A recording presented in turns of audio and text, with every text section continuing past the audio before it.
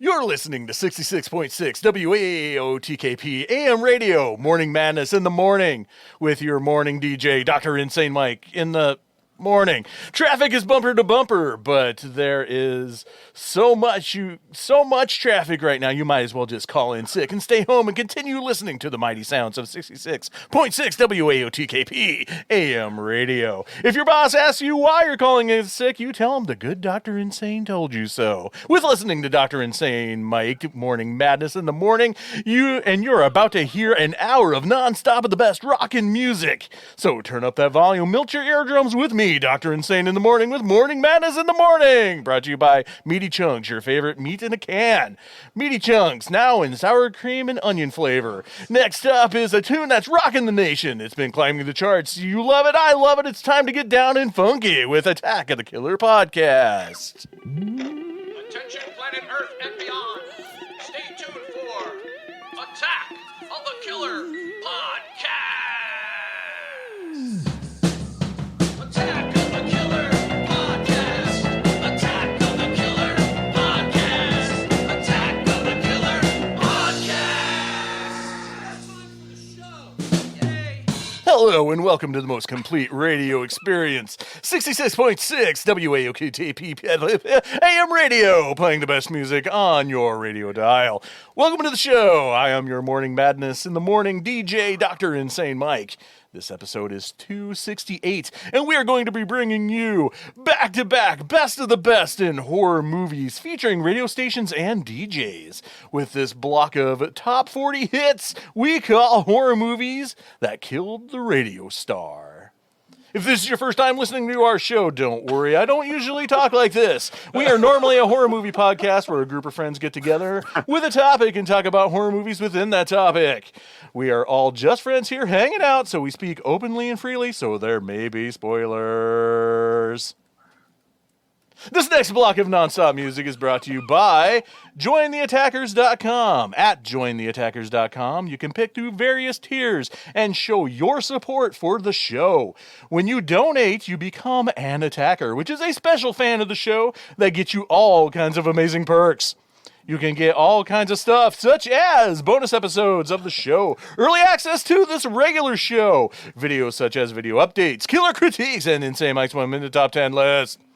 You can get membership cards, membership certificates, and even a sticker. There is so much content you can get by becoming an attacker, including shoutouts of you on the show, just like our newest attacker, the one, the only, Bill Fisher.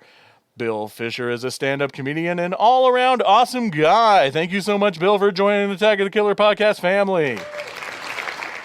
So we welcome Bill Fisher as an attacker. Now he is now one of us. We'll make her one of us. A loving cop, a loving cop. We accept her one of us. We accept her one of us.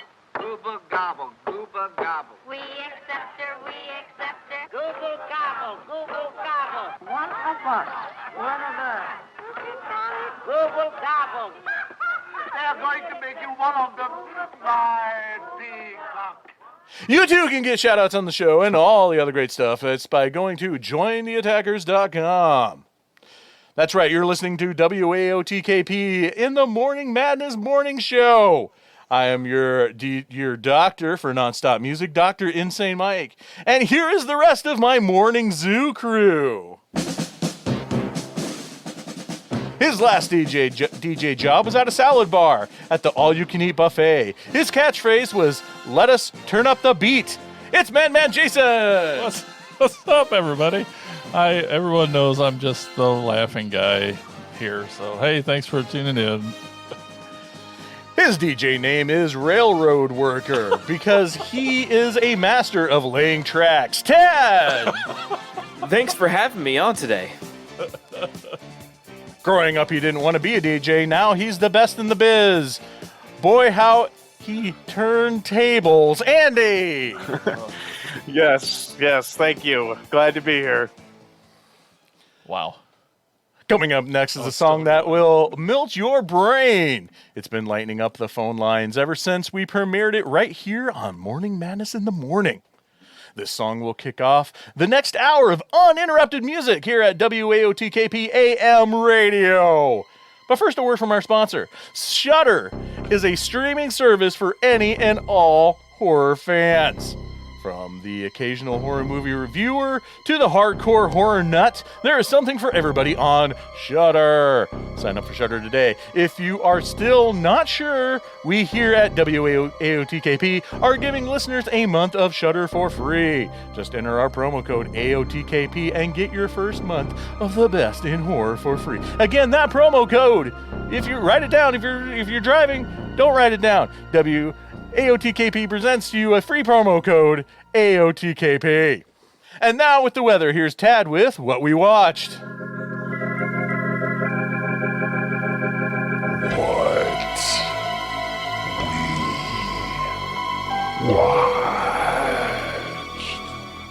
Thanks so much, Mike. I'm not keeping up this energy. Andy, what have you watched? What I watched. It's almost as bad as Bro. I mean, I don't recommend keeping it up. I think I pulled something. Yeah. Pulling my leg. Well, let's see. Where do I start? I watched 2 new movies, and I will just get this one out of the way. I watched Prey. I love this. I love this goddamn movie. Me too. Let's start off with it was very self-aware of what's going on today in today's environment. It's very woke, whatever you should say. It did that without, force feeding me a TED talk at the same time, which is really good. It cast 95. I think they said 95% of the cast was indigenous, which is the way it should be. You shouldn't, fucking red-faced Johnny Depp and put a bird on his head and make him talk like a fucking moron. Anyway, that out of the way, the story was awesome. The whole look of the movie was great. The landscapes, the shots were just fucking. It's a pretty horror movie. It is fucking gorgeous. The action in it is just totally awesome. It's a Predator movie. I mean, I will spoil my. Have you guys seen it? Have you guys all seen it? Please tell me you've seen it. Son of a bitch. Yeah, you can talk about it. I'm not listening. Okay, I will give away one scene that just made me want to do a fucking backflip. I thought it was so good. She's getting chased by the Predator. Of course, she can't see him. This Comanche warrior, and all of a sudden a bear attacks the Predator, and he goes toe to toe with a fucking grizzly bear in the middle of this river, and of course green shit's flying, red shit's flying, and while she's hiding in this beaver dam, which was like really, really smart of her, she's watching this go on because the Predator was initially chasing her. And eventually, you think the bear kicks the shit out of him at first. Of course, the blades come out, and this Predator's like fucking 7 feet tall, right? And like the goddamn ultimate warrior, man, he fucking guts this thing and gorilla presses this son of a bitch over his fucking head, and the blood is just gushing out of it, and it's just like it's since he's invisible at this time, it's soaking him, and it's unmasking his camouflage. I'm like, God damn it, this shit gives me wood. It makes me fucking moist. I love this shit. And the cool thing, the one thing that I love about this Predator movie, I mean, he's not like a punk. He doesn't really snipe people, because like in the first movie, you see Jesse Ventura's chest just explode because the Predator was in the tree. This Predator is kind of a fucking nasty bastard. He's a badass. He gets down there and mixes it up like hand-to-hand combat. It's not like all cute little toys and shit. Really love that. And I just love the reason why I love these Predator movies, or albeit Terminator or Aliens. I think they are the most cleverly disguised slasher movies of all time. Sure. because all they do is they work their way up the food chain just like a just like a slasher movie would. I think they're brilliant. This is a shoe in for my top 10. I'm calling it right now. Absolutely love this movie. Anybody who's saying, that it's, that they were pissed off that it was a woman is probably living in their fucking mom's basement, and their mom is a saint for even housing your fucking ass because you're a fucking chauvinistic prick. She's probably making you a grilled cheese right now. Go fuck yourself. Oh, I like that cheese. But yes, watch Prey. I fucking love this movie. I can't say enough good things about it. Absolutely loved it. It ties in to Predator 2, and I will not give that away, but it ties into the series very, very nicely, and it's just so well done. It's got Can't wait all to the things that you Yeah. want in a Predator movie. Absolutely. I cannot wait to buy this damn thing on 4K and put it on the shelf and proudly display it because it's a great movie. Also watched The Black Phone. Loved Yeah. it. Really, really liked it. Very, very creative. Of course, my eyes were, really keen to make sure that everything was time oriented. Not because I'm such a stickler for that, it's because I really love that kind of thing. And all the kids in it were awesome, especially, Robin with his Cheech and Chong shirt, and I was saying, you had little sister's awesome. the sister's Oh, great, yeah. So she, good. all except for the fact that she said she wanted to marry Danny Bonaducci, which in turn, and then she gets kicked in the face by a Danny Bonaducci lookalike when she's trying to defend her brother. That aside, you've got this van. I mean, some of the kids were badasses that were, that Taken. fell victim to this. What do they call him? The grabber. Yeah. Like this, the Vance Harper playing, in the Canadian tuxedo with no sleeves, kind of like the fucking Roger Daltrey, outfit from the Who. Just all the things that he incorporates, down in this basement, it's just like he has to survive in his environment, and I love that. It's just like he's making something out of nothing, but he's also getting help, from the visions of these past victims, and I just think it's so creative. But I mean, Joe Hill, man, I mean, that's just good pedigree, from his dad, Yep. I guess.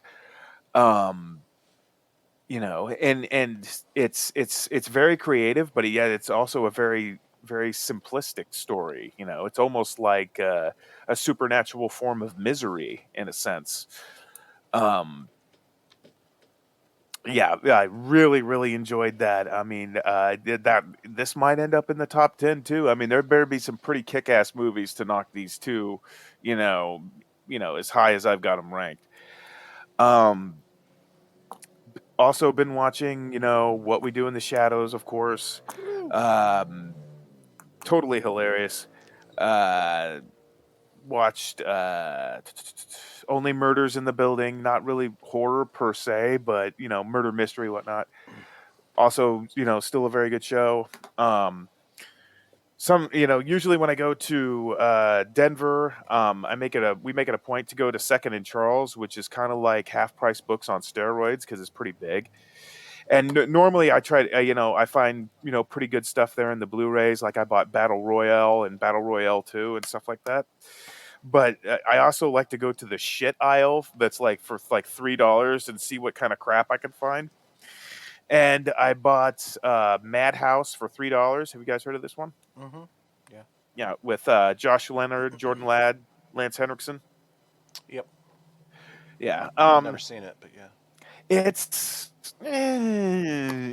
I mean, it's got good people in it, but I mean, I think it could be better. I mean, it's like one of those swerve stories that take place in, of course, a sanitarium.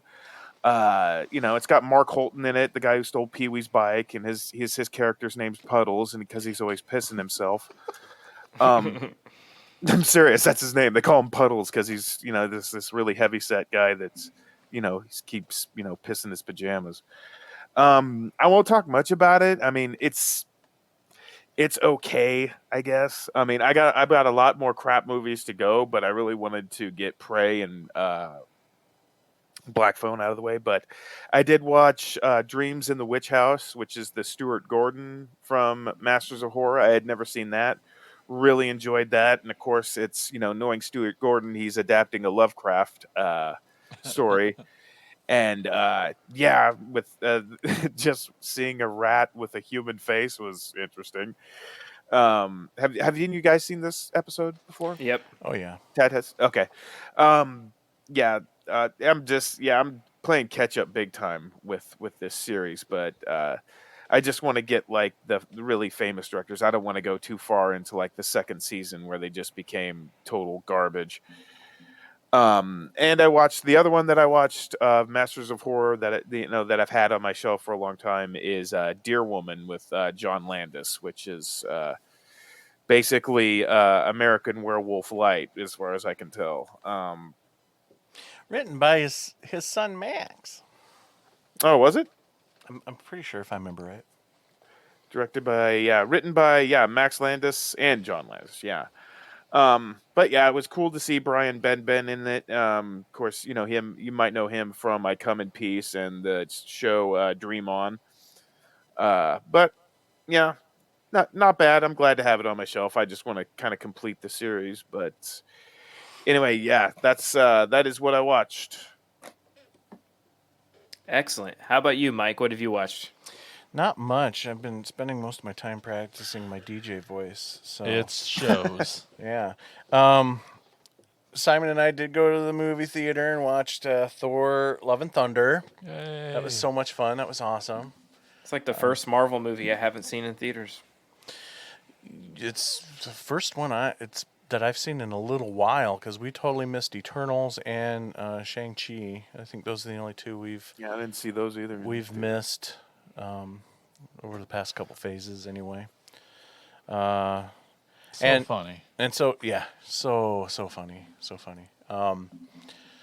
Maybe too much in that field, but it was still a lot That's of fun. what I was going to say, is that the general consensus seems that people are like, it's not even a superhero movie anymore. It's just like a straight comedy, which I'm like, I like laughing. So I don't know. I still haven't seen it. Yeah. And I'm like, but I mean, because it still feels like Taika Waititi, those stakes man. are Right. those stakes are pretty real with Christian Bale. I thought he Who was was pretty amazing. menacing in it, and that was cool. I mean, there was just the comic book geek in me, just takes issues with them, like, poking too much fun at like Zeus and some of that stuff, and but it's still cool because it's definitely leaning into another character that's going to be entering the MCU, so I'm excited about that.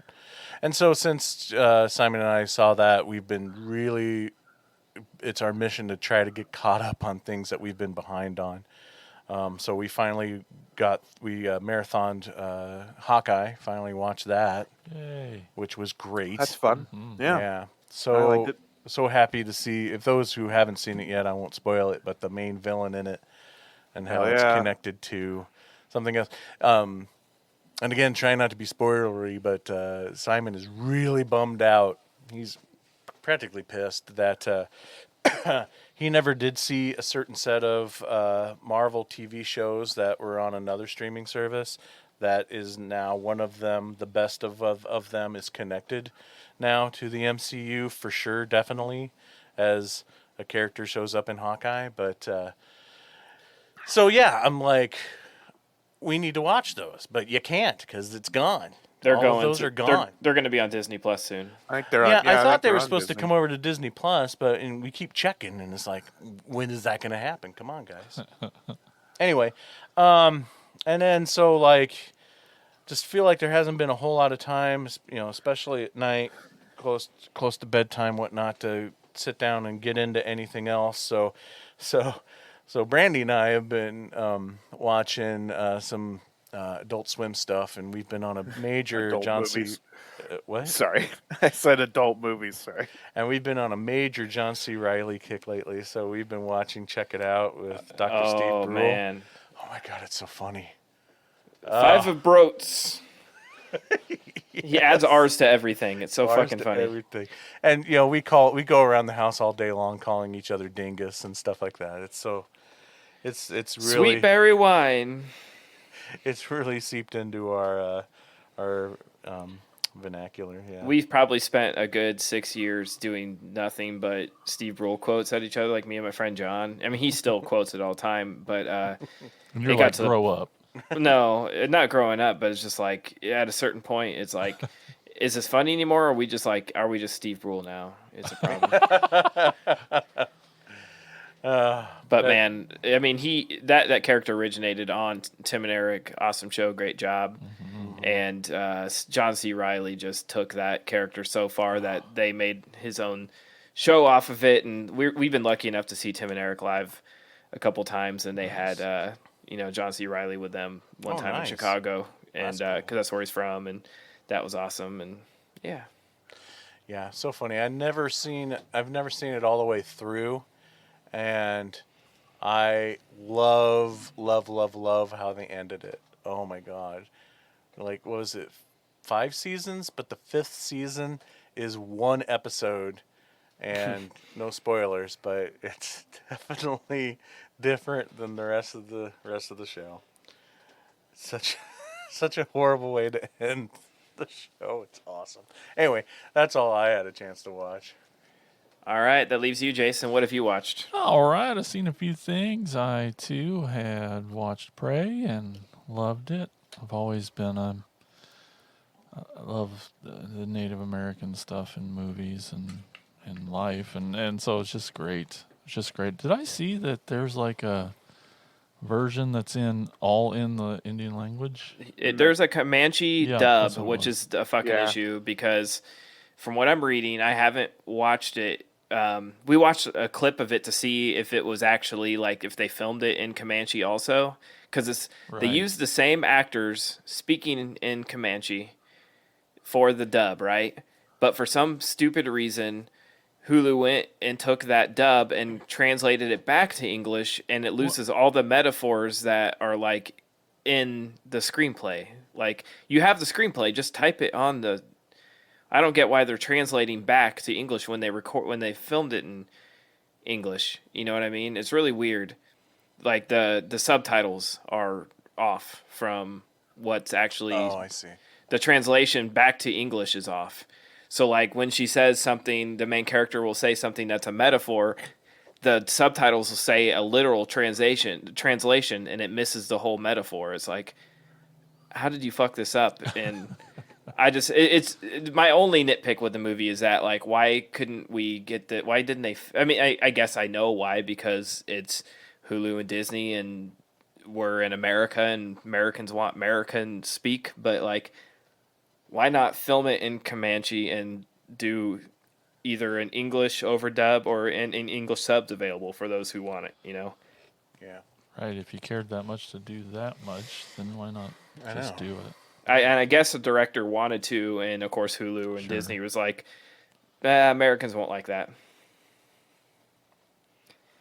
And the whole reason they took it straight to Hulu instead of doing a limited theatrical run was because of the HBO merger, because of something with the rights. If they would have done a theatrical release, it would have hit streaming on HBO Max at the same time, and they didn't want to lose out on that, so they just went straight to Hulu because Disney owns Hulu also. Yeah. But I would have loved to seen this on. Oh, I saw it on Blake's goodness. projector, Yeah. which is about as close. You know, I guess I do have keys to a theater, but it's seeing it on the biggest screen I could find, and it was worth it. Anyways, we're talking about what you watched. And I also watched They Them. They/them. They/them. That's Well, you the have to say that. that's the point of the title. Get it? They/them. And so I'll let Ted talk more about this one. It was all right. It was cool. I mean, anytime Kevin Bacon's in a horror movie, you gotta like it. And Is he he's an back arrow? at a camp. Yeah, at a camp. Did you get Yeah. an arrow through the neck? You have to watch and see. And then, in the spirit of just how much I miss first time podcast, I made myself watch something that I'd never seen before and always wanted to, and it doesn't hurt that I heard William Daniels on the new Pod Meets World podcast, who was Mr. Feeney, and he was in a movie called The Graduate by Mike Nichols. I've never seen it. I own it, have not Dustin seen it. Hoffman. Yeah, classic. God damn, it's fucking good. And I'll tell you right now, Anne Bancroft, I think she passed away now, but god damn. Mel Brooks' wife. In this movie, she's so freaking hot. I like this movie. Oh my goodness. Oh my goodness. I picked up like the cool like VHS style Blu-ray of this at Farm King for like $4, so it's on my list to watch. Yeah, dude, it's fantastic. It's everything. It's about a good movie. Yeah, it's really great. And then I watched a few things on Apple TV. I find myself it was time to watch something.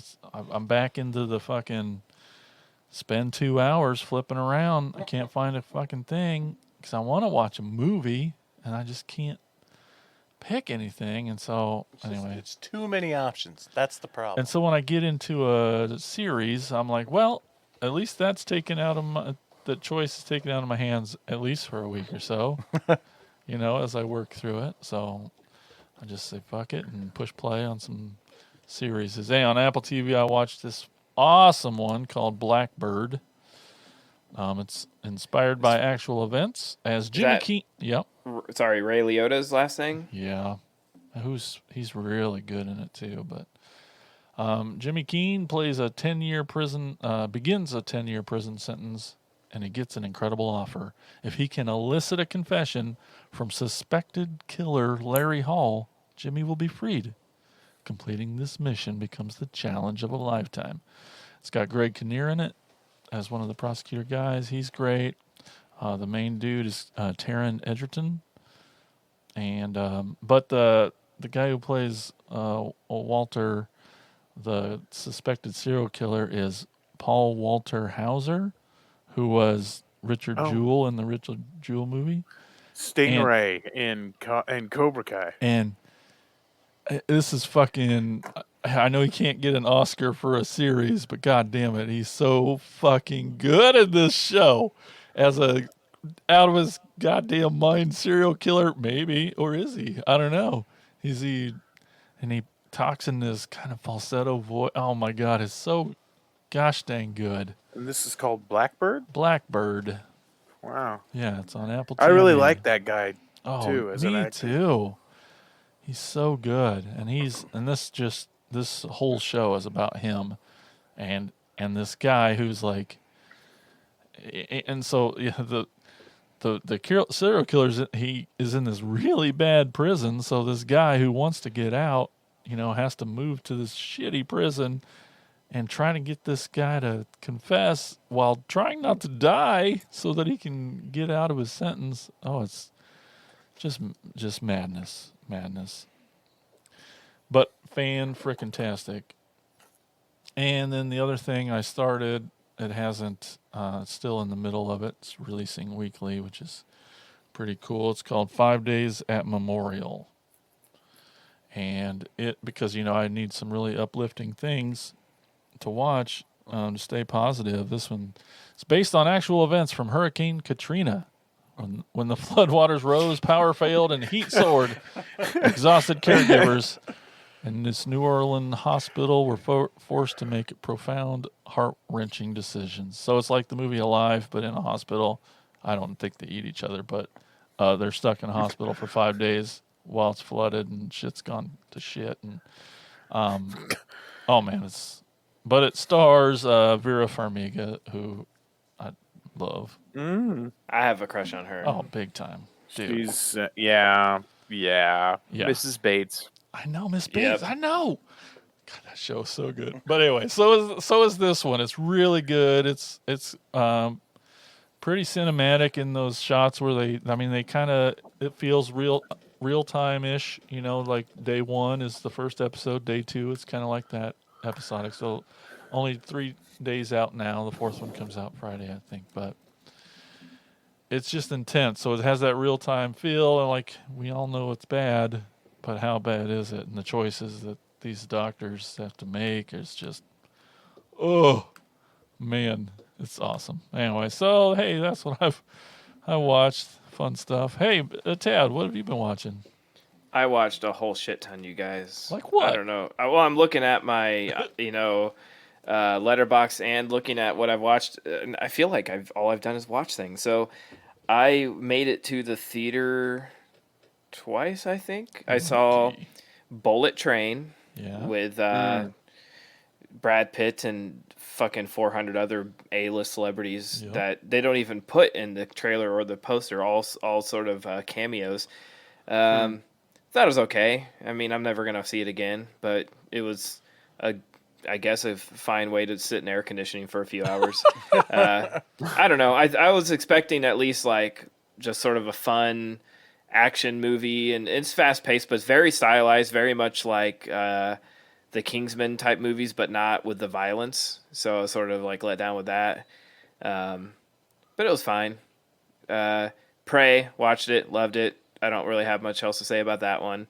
They/them. I felt it was, I mean, Kevin Bacon kills it. I love the story of it's a conversion camp where these kids are sent by their like shitty parents to go, and they're either gay or trans or bi or non-binary, LGBTQ plus people, and he plays it off right at the beginning. I'm a cool guy and I'm not here to change your mind, and if you leave here and you're still gay, that's fine with me, but we slowly start learning the secrets. About halfway through, I realized that one of the characters was the fucking girl from My Girl, in the 90s with Macaulay Culkin and Dan Aykroyd. That blew my mind. I'm like, I don't think I've seen her since the 90s. And I looked her up. I'm like, oh, she's in all kinds of stuff. I just didn't recognize her. Anyways, it felt like a really good sort of drama movie with a very small horror element tacked on towards the end. Yeah. I wish it had more horror involved. It was sort of described as like more of a slasher, and all the kills are off screen and they're just not very good. But the heart of the story is really nice. It just not a great one for me. Yeah. What do you think, Jason? About Yeah, the same? same thing. At the end of the day, I was like, dang it. It could have probably been better. And I wanted a little more the good horror. stuff. Yeah. Yeah. Like, I'm all for the good stuff, 1,000,000%, but, the story and the heart, but, yeah, it could have been better. The winner of my theatrical or new movies I've watched went to Film Scene and saw Marcel the Show with Shoes On finally. A24's new film based on the short film with Jenny Slate playing Marcel the Show with Shoes On, which is literally a shell named Marcel that wears shoes. And it's the cutest fucking thing in the world. Yeah. The most heartwarming, like motivational, uplifting story to ever exist. It's so cool. So basically, Chiodo Brothers did all the puppetry and stop motion. Oh, wow. Yeah, I saw a little documentary about it. I didn't even know it was like a series of shorts before this movie came out. The story is pretty simple. This guy checks into an Airbnb and he discovers Marcel, which is literally like a little tiny seashell. It has one googly eye and a little pair of shoes, and it talks in a little voice that Jenny Slate does, and he's so fucking adorable. But we learn this guy's like, I'm gonna do a documentary on this. This is crazy. So he starts filming Marcel. Like, how do you exist in this world?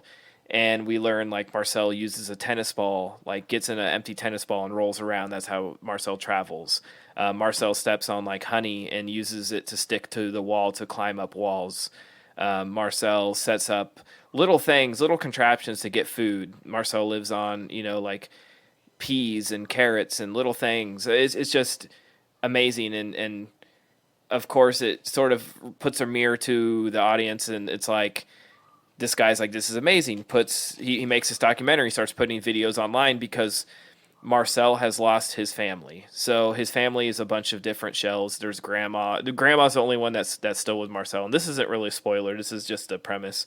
So the story is that Marcel is looking for his family that went missing, because these shells hide in our everyday lives somewhere, these little things, in our sock drawers, in our cups. They hide away from us. And in a major event, Marcel's family went missing. So Marcel uses his new internet fame to try to find his family, and quickly realizes that the outside world is not as nice as the little community of shells that he grew up with, and that people are very self-centered and would rather come take selfies in front of Marcel's house than actually help him find his family. And it's at times very heartbreaking, but also just really, really cute, and I cannot recommend it enough. The stop motion is so fucking good. It's better get nominated for an Oscar for animated. I know the Chiodos were talking about how like they're going to submit it, and there's a debate on because it's like 90%, even the scenes with humans. I mean, it does have live action, but like the percentage is like, even when there is humans, there's still Marcel, and Marcel's completely stop motion. So it's like every scene is animated. So I don't know what they're going to do, but I really fucking hope this has to win. It's so good, guys. I almost cried in the theater. I stopped myself, but it was just fantastic. I can't wait to wait for it to hit streaming or to hit 4K, because I got to buy this bad boy. It's so good. Okay, enough of that one. I watched a lot of series. I finally finished The Offer. I sort of dragged my feet on that, but that's about the making of The Godfather. Finally finished it. I thought it was like a 3-part miniseries. It turned out it was like 8 or 9, so that was a long one. But fantastic stuff. That's on Paramount Plus. If you like watching stuff about the making of movies, check out The Offer. I actually prefer it to watching The Godfather, so yeah.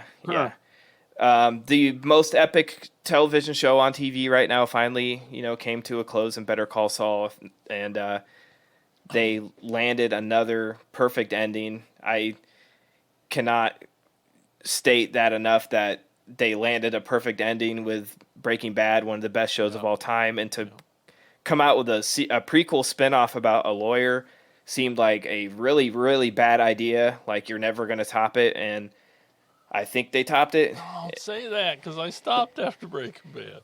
Yeah, it is. I prefer Saul, and I think it's better. And they stuck they stuck the landing maybe even better. They did not give us the ending that everybody wanted. They gave us the ending that we needed. So no spoilers, but holy shit! Like, and you think, well, it ends with Breaking Bad, right? Because it's a prequel, but Right. no, not at all. Then they do this great thing where they flash ahead of Breaking Bad, then back to Saul, back and forth, so that Breaking Bad is in the middle. It's so smart, and the writing is fantastic, and Bob Odenkirk is the fucking man. The man. Yeah, so this show nearly killed him. He had a heart attack while filming this last season, and they had to take a break, and they were out in the middle of the desert, and he nearly died because they didn't have a hospital anywhere nearby. So thank God he lived, but yeah, that show, so good, so good. I loved it. I watched 2 new Netflix things. I watched the miniseries documentary Trainwreck Woodstock 99. Has anyone seen this yet?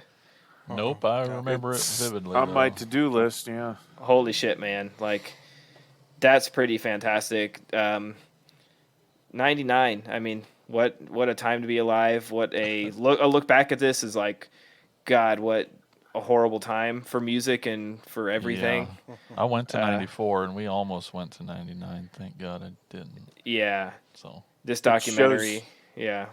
I think it's an obvious stark contrast between the Woodstock of '69, the peace and love, to 1999. 1999 speaks for itself. Yes, it is like the polar opposite. If 69 was about peace and love, this is about bros, rape, violence, breaking shit, toxic masculinity, idiots. Yeah, it will sort of make you hate people, but it's a crazy look back at how a lot of money was poured into something that was so poorly organized. It's amazing that, well, people did die, but it's amazing that more people didn't die.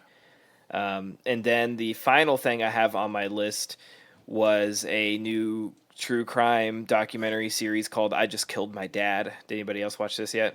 No. I didn't No. watch it. It's on Netflix. It sort of buries the lead with the title, but No way.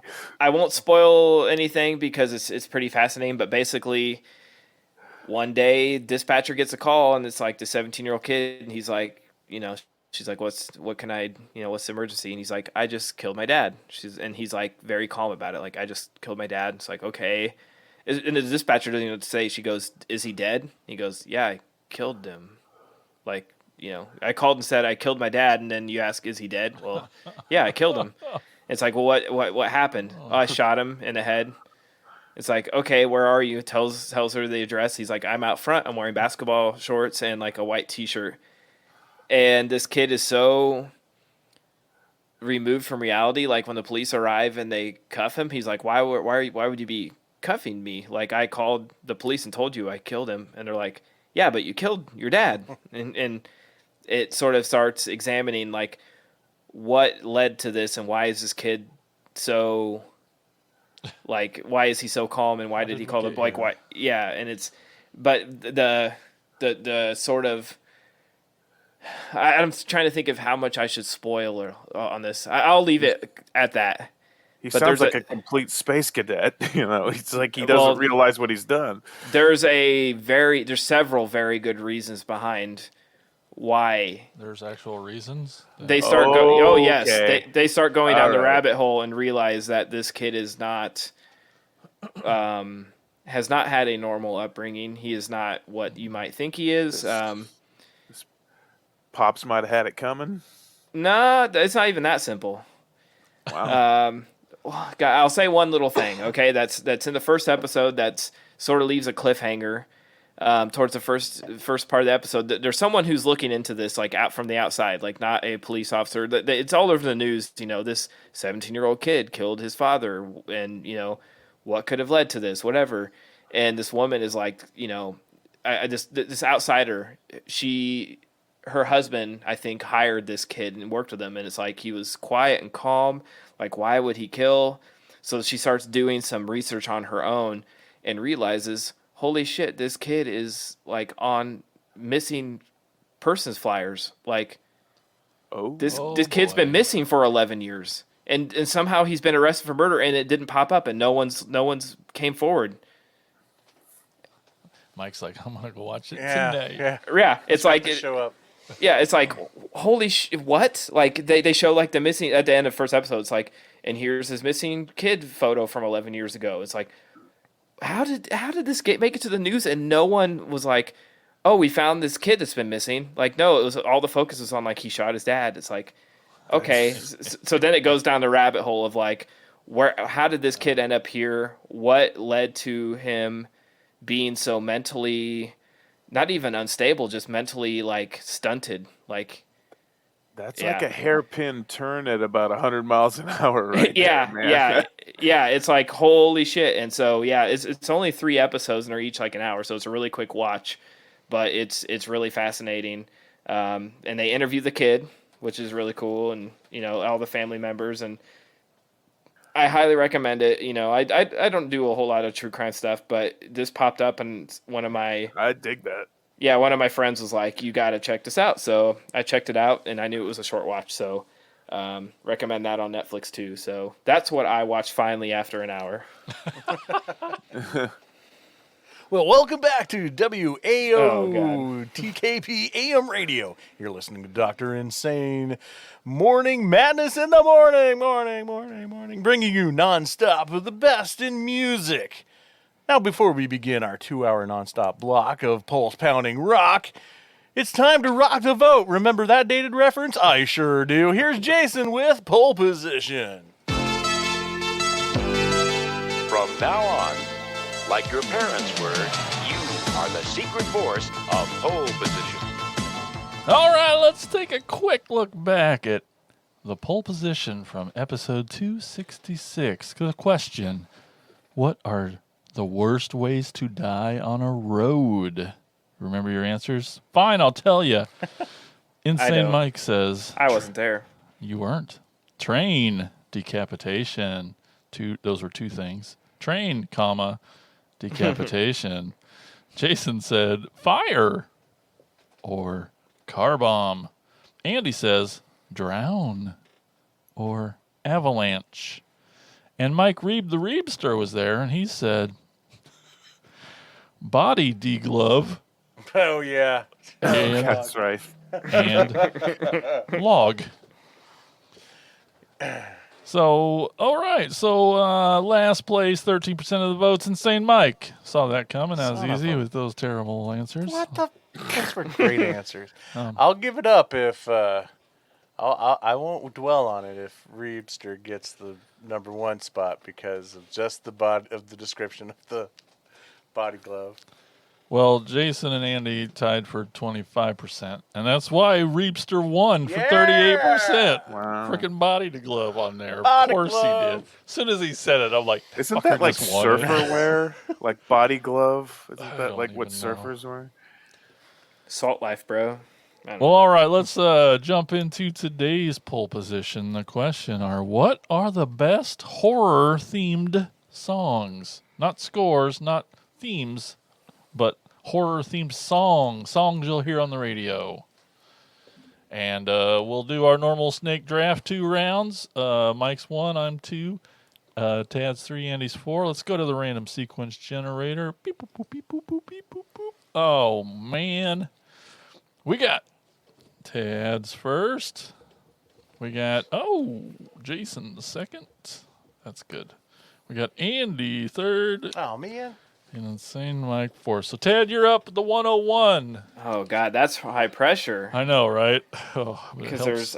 there's so I many. mean, I gotta take the one that I know you all want just out of spite. God dang it. Out of spite. I mean, Dream Warriors by Dawkins. Ooh. Oh, Wasn't damn. even on my list. Yeah. Okay. God, I Okay. can't believe. Yeah, I know. that's so good. Dang it. Yeah, it's a great one. So oh man, this is so hard. Because I know, like, the absolute first one that came to my mind. I don't think that's maybe as big a vote getter as this one that I'm thinking I should probably pick. But I don't know if that other one's going to get back to me. Dang it, this sucks. Oh, man. Heart or votes? Let's go. Oh, man. Michael Jackson's Thriller. Oh, that was on my list. That is Yeah. a great one. That's I had to do it. Had You to mean do Vincent Price's Thriller featuring Michael it. Jackson? Goddamn right. Yeah. I mean, if you haven't heard that song in a while, it is so good. It's And to still me- so good. Very few, I remember like getting in my old Bonneville, 91 Bonneville, that did not have a CD player or a cassette player. And like the local radio station, October, like a cold chill in the night, like Yes. like Halloween lights on around the neighborhood. And that song would come on the radio, that beginning, dun-dun, dun-ch, like the, yeah, it's so perfect. so Like, yeah, perfect. it is. Yep. All right. That's a good one. That's like an anthem for horror right is. there. Well, try to beat that, Andy. You're up Great, next. great video too. Maybe the Yes. best music video of all time. Very Agreed. possible. Agreed. Yeah. I gotta. This is more of like a pop song, but I gotta go with my heart here because I think he's one of the most underappreciated, singer songwriters of all time. And that's Werewolves of London, Warren Nice. Zevon. Awesome. Good pick. That's a good pick. Warren, I'm writing this down. Okay. All right. Insane Mike, you're on the turn with the 4th and 5th pick, you lucky duck. Crap. You still got 47 things on your list there to choose from. I do, and I'm trying None to. of them really got narrowed down, did they? No. I'm trying to go for the votes because I have a lot Because more. you probably should finally, after a year of doing this show, try and pick something that Well, because people will vote my for. favorites are going to be way more obscure. That's true. That's true. He's a horror hipster. You should, yeah, right. You should pick those now. I would pick them, but you've never heard of them. That's right. Oh, you just wait till honorable mentions. Does Weird Al have any horror songs? He does. Of course he does. But I'm not going to go with that. I am going to go with. Oh, probably the godfather of horror-related Halloween-themed songs, and that's Monster Mash by Bobby Boris Pickett. I knew you would do that. Yeah. You should look up the Truly Awful Beach Boys cover where Mike Love is like creepy as fuck. Yeah, on yeah? YouTube. Yeah, he makes like he's already an ugly motherfucker, but when he makes like these tries to make creepy monster faces, it's awful. That's the thing. I should do the research, but I would bet Monster Mash has been covered more than any other song in the It's got to be history- up there. Yeah. in the history of music. I mean, I can Bobby Pickett and the Crypt Kickers. I can name at least I 5 think that's different. who sang it, right? Yeah. Yeah. I can name at least 5 to 10 other off the top of my head of people who've covered that song. Anyway, so my next pick, we're gonna go with Ghostbusters by Ray Parker Jr. Definitely high on the list. Dang it. All right, Votes. Get them votes. Andy, you are back up with pick number 6. Monster Hash. It was my graveyard stash. No. Oh, you are so funny. That's a song. I haven't heard all that song before, but That's a real song. Oh, yeah. Jesus. they recorded it. Yeah, that Monster Mash has probably also been the most parodied song ever too. Oh man, I've got so many in the honorable mentions know. here. It's ridiculous. But I gotta go. I'm gonna go since Insane Mike went with a classic. I'm gonna go with one too. I'm gonna go. I Put a Spell on You Yeah. by Screamin' Jay Hawkins. Yes, Definitely on the list. I like the Manson version too. Oh, yeah. that's another song that's been covered to death. Yeah. Well, I'm so happy because the pick of my heart made it back to me. I'm so happy. The absolute first song of all time, every single time a Halloween mix is made, this is the first song, 100% every time, A Nightmare on My Street by Yeah. DJ Jazzy Jeff and the Fresh Prince. Fuck yeah. On my God list. damn, I love that song. It's so good. I've listened to it 1,000 times when I was a kid. Yeah. And that came out. It was surreal. Like, it wasn't even like, is this real? Did this really come out? And I'm so stoked the video's out there now. Yes. Oh, After, like, really? Yeah, after Wow. like what 30 years of not being, it played once on MTV before they got sued by New Line, and I think someone leaked a really like shitty quality that was recorded on tape that first airing, and then somehow I don't know, Jazzy Jeff or somebody who had the original said like, fuck it, enough time's gone by, they're not coming at us, and they just put it out. Nice. All right, Ted, finish us up with pick 8, last pick. Again, I don't know if I should go for the votes or for my Rocking with personal Dawkins to favorite. start here, so Right. I'm going for votes. And I do think this is a good one, but I Still Believe by Tim Capello. Sexy course. sax man, the muscles. He's still touring on that one song. It's probably not the one I listen to most around Halloween horror time, and it's not even I mean, I guess it was written for Lost Boys, so it's still about believing. I don't know. It's more of a motivational song, but goddamn, how many characters have one small scene in a movie and are probably more well known than some of the leads? Yeah. That's. I mean, Cry Little Sister from that movie could have worked too. That's a fucking exactly. great one, but that one always sticks out. I Still Believe. Tim Capello is just like something, an energetic, magnet. Just something about him, man. yeah, so since we need to make this next part quick. The honorable mentions. How are we going to do that? Go around Everybody the just horn? don't even talk about them. Just list them. Like everybody gets like 5 maybe or something. I don't know. Okay. I got about 4. Well, the absolute next one on my list is Pet Cemetery by the Ramones. It's on my list. Oh, nice. 100%. Who Made Who, AC/DC. Oh, okay. That's a good one. I think of that one. That's horrible, not horror. Come on now. Maximum Overdrive rules. I don't want to take away, but Feed My Frankenstein, The Coop. Nice. I think I've of got that as a horror. You could song. have whole damn albums I was by gonna the say, Coop. So yeah, most of his catalog. Yeah, Man Behind the Mask. Come that, on. Yeah. that was feed on my my list. That Frankenstein. hurt me very much not to make that one of my picks. Is Man Behind the Mask. Yeah. Teenage Frankenstein. What So about many. you guys? I also had Fright Night by Jay Giles Band. Yeah, hell yeah, would have been easily a pick. So again, Song's so going good. old school like Monster Mash. I went Dinner with Drac by Zachary, which another one that breaks my heart not to mention since Zachary is the main man horror host. Dead Man's Party by Oingo Boingo. Lots of yeah. Oingo Boingo on the list. Yeah, that's another band that could take up. And one other, and then I'll kick it over to somebody else whose whole catalog could have been a list in of itself. But I picked Dragula by Rob Zombie. Yeah. Oh, yeah. Sure. I'll go because I'm like, foaming at the mouth here.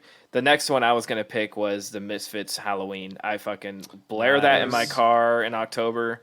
Night Love that by one. the Misfits. Yeah, I mean, I of course, their Ghouls whole Guy catalog too, but I was just Halloween to Yep. me is just classic.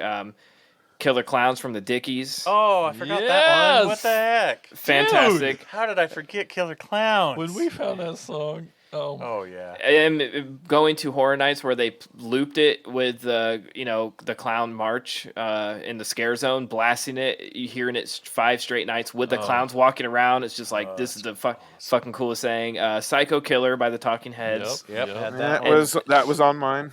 And then I think my last mention is Children of the Grave, Black Sabbath. nice. Ooh, nice. I mean, lots of Black Sabbath Black could be on the Sabbath, list, Black but that's the Sabbath, one. yeah. Yeah. Andy. Like, Andy. well, yeah, like Ted said, I had Psycho Killer on mine.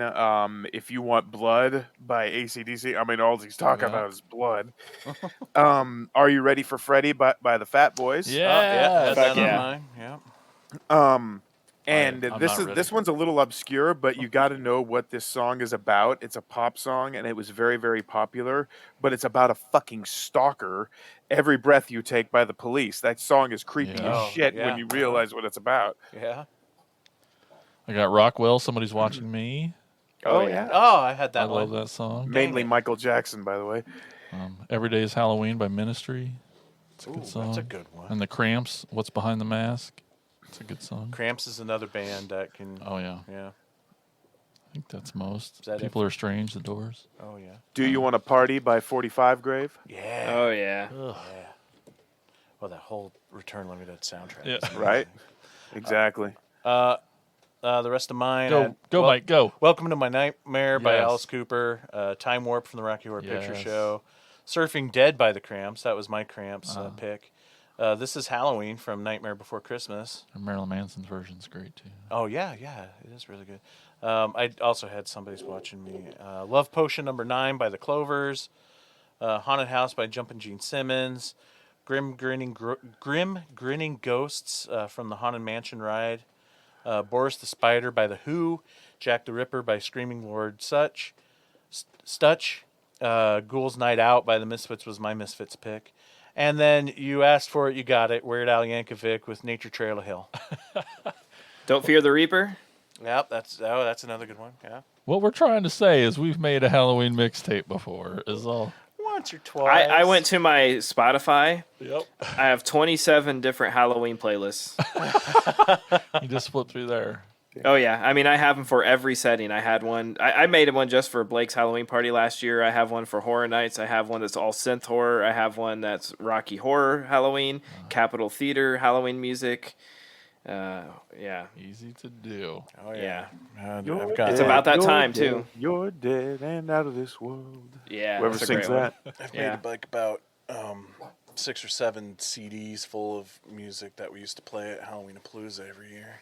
Yeah. Yeah. All right. Well, that's pole position today. Get your butts over to Twitter and vote for who you think picked the best horror-themed songs. And that's pole position. Thanks, Jason. You're welcome, Mike. Okay, it's time to talk about the movies. DJs and radio stations and all that cool stuff featured in horror movies. Andy, what's the first movie we're going to talk about? All right, our first film comes to us from 2009, and it is called Dead Air. How are you feeling tonight, the old man? Oh, I am ready to divide and conquer. I am your host, Logan Bernhardt. The reason you stay awake at night, the personality you can't resist, the shrink you can't afford. Welcome to Heartburn. Tonight's subject is paranoia. You know, I wonder what this city would be like. If it didn't have me to talk sense into it. Insanity. Okay, I see the lines are lit up. America, why are you so paranoid? At 11:05 p.m. in the east and 8:05 on the west coast, a series of explosions occurred at a number of sporting events and public gatherings. Something is wrong. Something is seriously wrong. This is not a normal riot. It is not. Release of a foreign substance or toxin. These things, what do you mean things? I'm staying on the air until they get this under control. The victims affected could be in the tens of thousands. Jesus Christ, what's happening?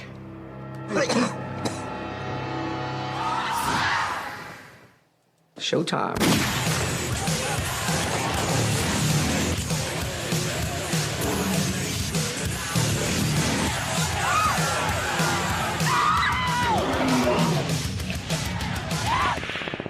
By tomorrow, millions of people are going to be infected with this thing. It is their eyes. They are like bleeding out of their eyes. Gil, can you hear me? Are you all right? Can you hear me? Oh, shit!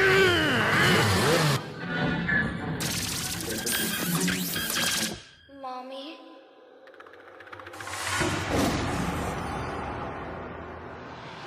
Okay, radio host Logan Bernhardt starts off his show with offbeat questions such as the whereabouts of the Taj Mahal and why is it only photographed from the front.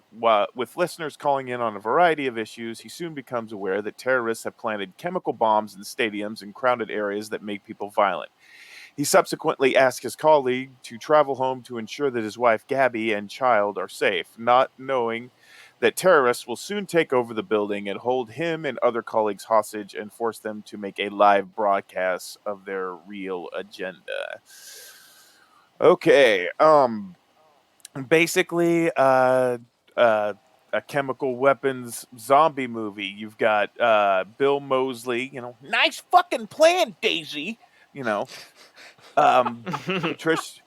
Patricia Tallman, which is nice. So you kind of have the Reunion, yeah. Yeah, the reunion of Night of the Living Dead. You've got Barbara and Johnny there, which is nice.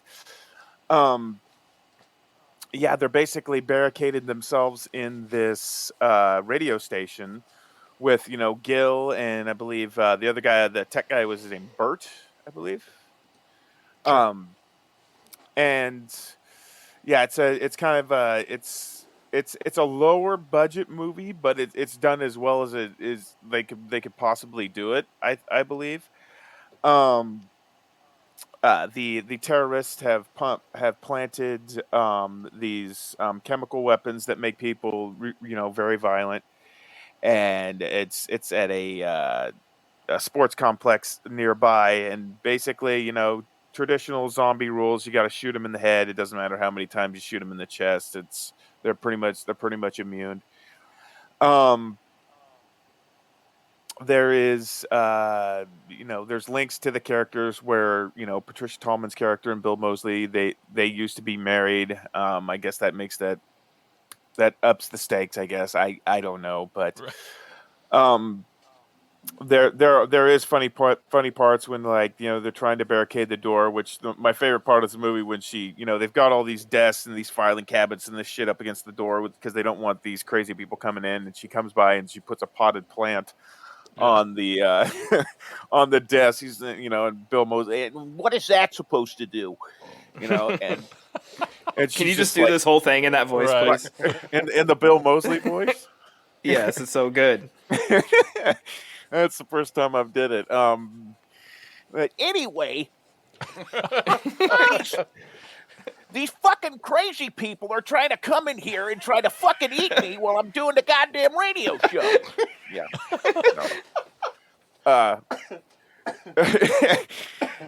But yeah, they send Gil off to help Bill Moseley's wife and kid to make sure that they're safe. Well, the city's completely under siege, and it turns out he's actually married to a Muslim wife and has a Muslim kid. And this the terrorist eventually gets up there and takes him hostage, and he makes him say that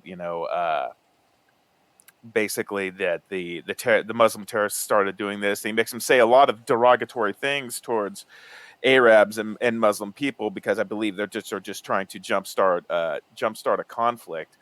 I didn't realize it was going to get as political it was. I don't think it hurts the movie, but yeah, it's a different take on I guess I don't even know if you can really call it a zombie movie in the traditional sense because it's really not. It's just different. But I mean, it's not bad. I mean, I'm not going to rush out to watch it again, but yeah, it's okay.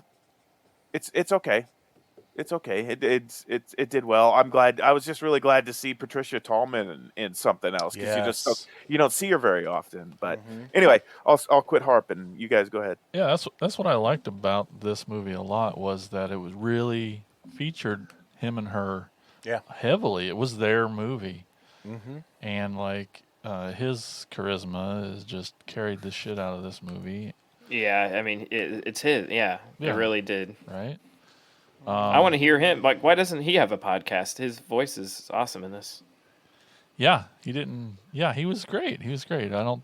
His isms weren't as pronounced. I think he did a good job of talking kind of normal for the most part. But yeah, I at first I'm like, oh, okay, so it's all right. It's one of these kind of movies. I mean, it was, just one of them cheap Anchor Bay type. I don't know. But then like right away, I'm like, all right, well, it's Bill Moseley, and he's got my attention, and it's great, and everything's great, and I also don't think the politicalness hurt the movie, but it was definitely way more than I just not just because I didn't agree with it. It's just so heavy-handed. I don't know.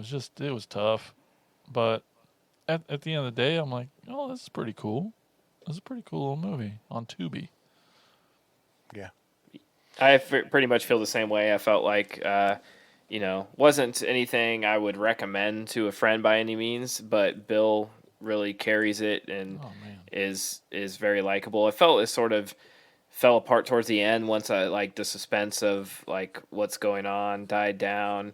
It definitely, and probably definitely felt like, one of those direct to DVD things you pick up at Dollar Tree or whatever. And nothing against that, it was actually a pretty well made, low budget movie. And the idea of, throwing Bill in there with his personality and doing what he does best. And, but with the whole like sort of twist of the Muslim thing, I was sort of like, I don't know. But it's not something I watch again, but I definitely did not hate it by any means. But I do think that if anybody besides Bill Moseley was the lead, I probably would not have liked it as much. Yeah, well put. Yeah. Mike, whoa, what's going on over there? Come on, it was better than that. I did not Say I did anything not yet. hate this movie. I Okay. liked it for the most part. I felt like there was a lot of cool things going on in here, a lot of neat things, and I love people trapped in a location and not ever leaving that location. We do leave the location at some point, but the majority of the movie is still just trapped in the radio station, which is great. I felt like some stuff they were trying to do missed the mark a little bit. I don't know if that's budgetary or direction or cinematography, where it missed it, or maybe in the script. But there was a couple moments and I'm like, oh, that is a cool concept, but it just was almost there, but kind of missed it.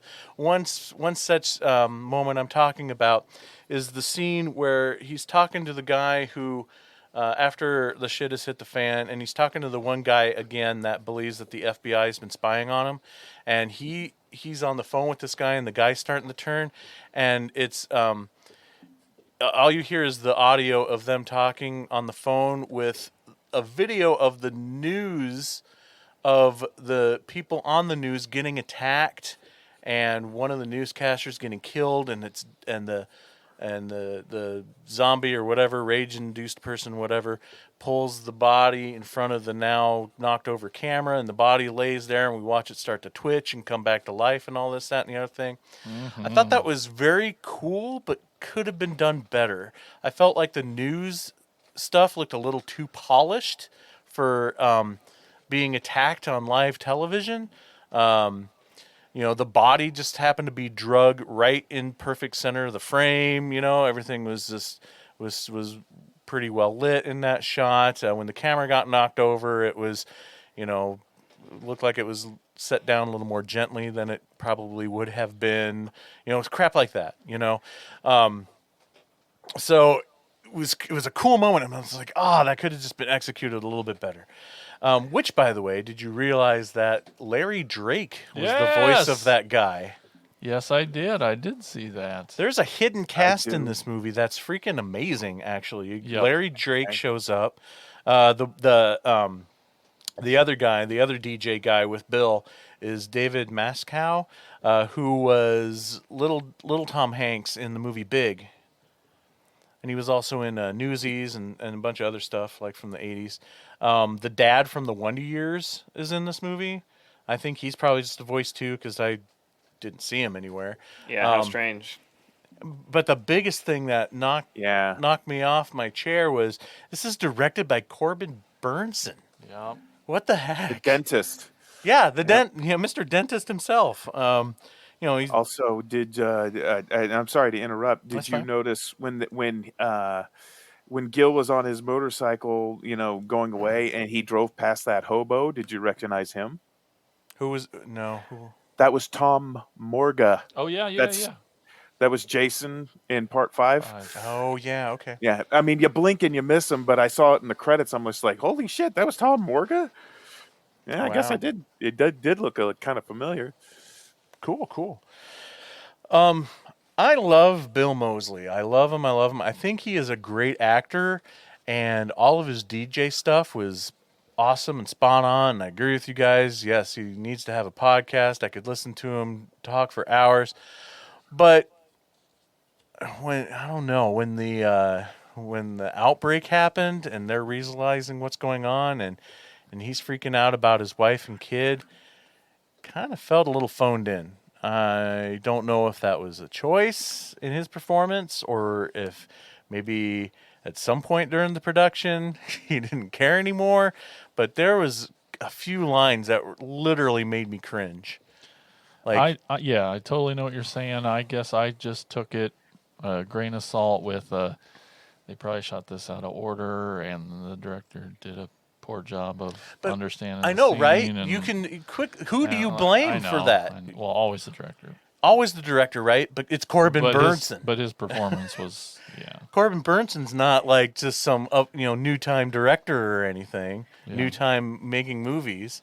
He's been acting for years. I looked him up. He had directed a few things before this. Yeah. So if you didn't like it, I would have fucking changed it.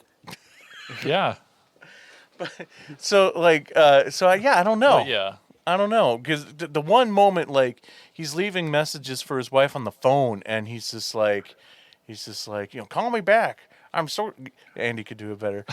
I'm so scared. But that is literally the tone he said it in. I'm like, what is Call that? me back. I'm so scared. That was better. You're just reading lines off a page. Yeah, there were some moments where Fucking terrified. Yeah, some bad performances got through. And and sadly it was Bill. But the two bad guys weren't the best either.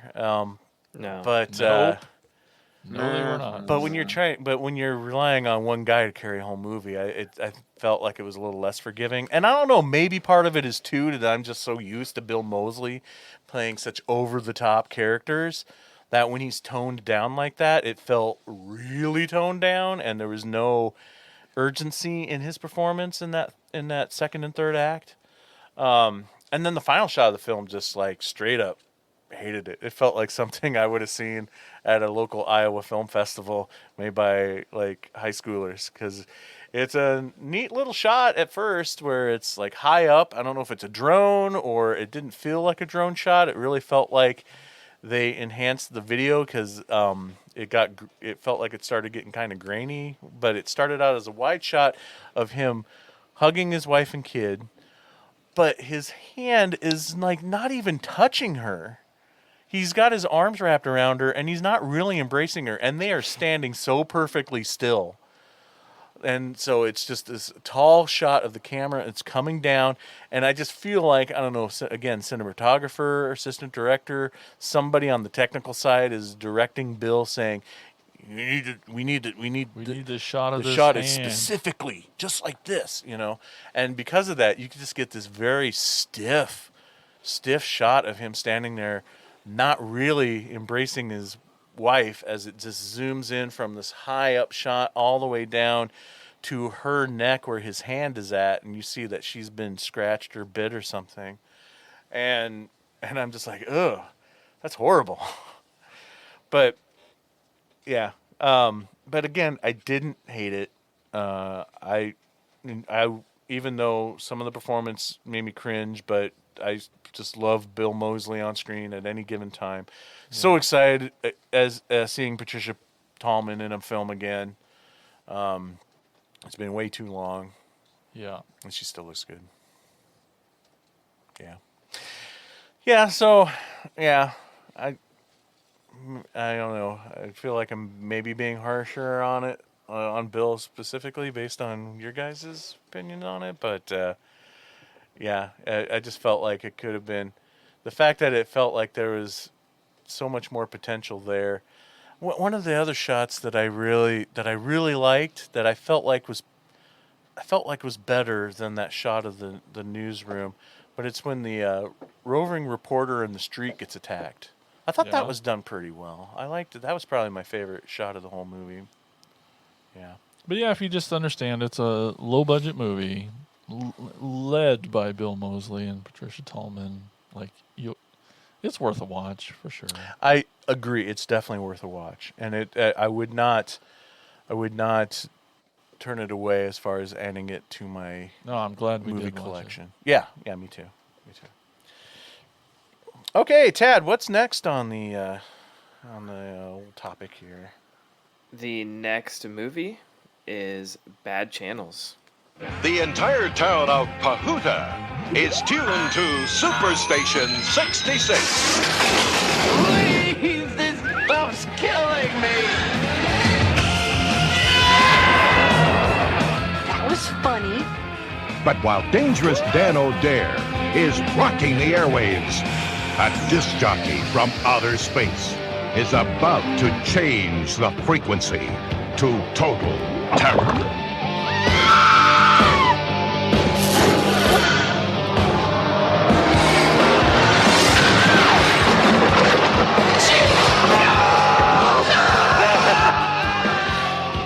Can you believe this guy? What a maniac.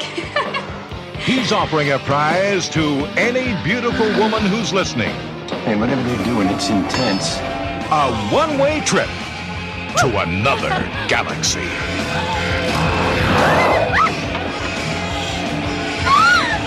It really sucks. It was one of those things you don't quite see. Aliens are using my voice to aim their machinery. Oh my God. Turn off your radios, people. They're doing it again. Shining her hair and stealing her eyes. Only 19 and possibly wise. Bad Channels. In space, no one is safe from rock and roll.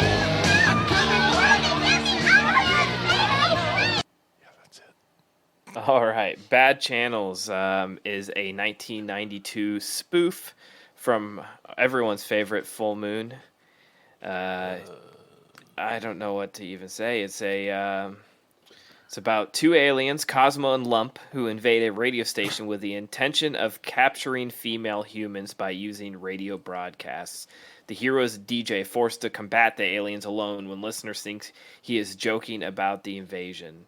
The film also has a soundtrack composed and performed by Blue Oyster Cult for some reason. I don't know. I mean, I went into this, I saw the Bad Moon logo, and I thought, oh, fuck. I'm in for a long 90 minutes or whatever. And it wasn't as bad as I had anticipated just after seeing that logo because it didn't take itself seriously. I think that's its strongest asset is that it knows it's not a great movie, and it has some pretty funny moments. I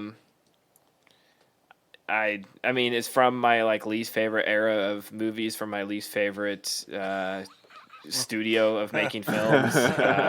So good. So, you know, putting that aside, you know, with my expectations so goddamn low, I actually thought, you know, at least it's short, I guess. Find the silver lining. But no, it was watchable. It was fun. It had moments where I laughed, but not my favorite of this episode. But I imagine this. I'm just imagining Mike really likes this one. It's clear that he's. I do. Oh, God. I do love this movie. I'm calling it now. I'm officially saying it. This is my favorite full moon film. Full moon film. Well, when the bar's set that high, it's tough. The Puppet Master movies are awesome. Some of them. Yeah. Were you there when we watched the first Puppet Master and tried to comment? I'm not sure that one held up. The new one, anyway. Pit and Pendulum. That's a good one. Anyway, no, this is. I love this movie. This is definitely hands down my favorite full moon film. I agree. Yeah, mostly because it doesn't take itself too seriously. Doesn't take itself seriously at all. The aliens are outrageous and weird and dorky looking. The concept itself is just so off the wall. I felt like Charles Band believed a lot in this project and gave it an extra quarter to the budget. Right. Just because, like, I feel like it's shot really, really well. I think it looks really good for what it is. You know, it looks like they tried really hard. Yeah. I mean, it looks like a movie, unlike, you know, some full moon movies that looks like it's just a sequence of things filmed and put on a VHS. You know, and then, springing for Blue Oyster Cult to do the score, and then getting those different bands. You know, granted, you know, no one knows who those bands are, but I liked those bands. Yes, I thought that was like one of the other cool things were those weird like performances in the middle of the movie. I thought that was a lot of fun. Yeah, straight up music videos. There's like 3 music videos in this movie, and that's I feel probably like my favorite part. Yeah, and you know, I think maybe that's what Charles Band like threw in a few extra bucks on this film because finally somebody figured out how to properly pad out a weak script that really only is 30 minutes of content. Let's put like 3 music videos in it. And because those music videos are entertaining, especially my favorite, and I fell in love with this band since the first time I've seen them, but it's so hard to track down any of their stuff, and that's Psychotic Symphony with their like... Cool band name too. Yeah, and they're hard to find because the spelling is so wrong.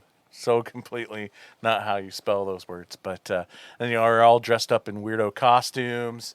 You know, the lead singer's in this cow outfit, and you know, the guitar player is dressed as a nun, and the song is just so out there. And I think it's awesome and hilarious. It I love really the song. sucks. Yep. And so that video was my favorite of the 3. But those music videos look like they could play on MTV. They are just really well shot and well polished, and this just the era of music. Like it's still sort of holding on to that 80s hair metal before grunge took over. Yeah, I mean it's definitely from that era. That line, it's like in between the two. And speaking of MTV, I know you had to love the main dude a lot, but this all has to be about Martha Quinn for you, right? I was totally going to say I was going to totally bring up Martha Quinn. Well, first of all, I always had a thing for Martha Quinn. I for knew sure. it. I knew it. But it's not a coincidence that you hire Martha Quinn to be the second lead of a movie that's based around music and music videos. So I always thought that was and her performance. I mean, she's not an actress, right? No, but she's acting her ass off. She is acting her ass off, Yeah. and she is fucking hilarious. Yeah. Because just like how overly excited she gets when she's like, "It's a UFO," you know. Just it's great. It's great, but and it's a very important film in the history of Full Moon. Is that this is the beginning of the connected Full Moon universe? Because of that tag. At This the is end. a tag at the fucking end. tag at And the you get end. Doll Man showing up. I saw that and I was like, is this? Did Tubi just go to the next fucking movie? I honestly had to hit pause. I thought I was went like, ahead. I thought it because it just automatically plays the next movie, and I'm like, did I space out and let it go to the next movie? And this is the beginning of because I've never seen any of those. You know, I don't watch Full Moon movies for pleasure. I watch them because Mike makes it in his homework. And so when I saw Doll Man, I'm like, did he just? What the fuck is this? I had to Google it. I'm like, this is a prequel to Doll Man versus what? I'm like, what the fuck is going on? I'm telling you, man, Charles Band is a genius. He's You ahead throw of his that time. word Do not use that word. So ahead of his time, man. He invented special features, DVD features. That's true. He invented that by putting the Full Moon video magazines at the end of every movie. VHS. Back in the VHS days, who did that? Who put bonus material in VHS? That makes no sense. He was the first to create a cinematic universe. Well, that is that's. I know that's not right. Okay. Well, Baby Oopsie Daisy is in that universe. That's right. Oh Jesus. He can walk, he can talk, he can even shit his pants. There's a YouTube series I watch called Horror Timeline. It's really cool, and he'll do full franchises and talk about the timeline and if they connect and whatnot. You and must love that channel. It's great. And he did an episode on the connected Full Moon universe. And his head exploded. Because there was way more connecting characters and Oh, threads no. than I even ever realized. Wow. It's amazing. Anyway, Did anybody Bad get Channels' best movie ever. Did anybody get I sort of got a batteries not included vibe from one of the the little robot that the alien had with him? Yeah. I was just like, should be making cheeseburgers with old people or something. Yeah, the movie's not bad, but it's not good. It's fun. No, I didn't enjoy this at all, but it's not bad. Maybe I had a little fun, but it's probably the best of their movies. When did this show become the Full Moon hate show?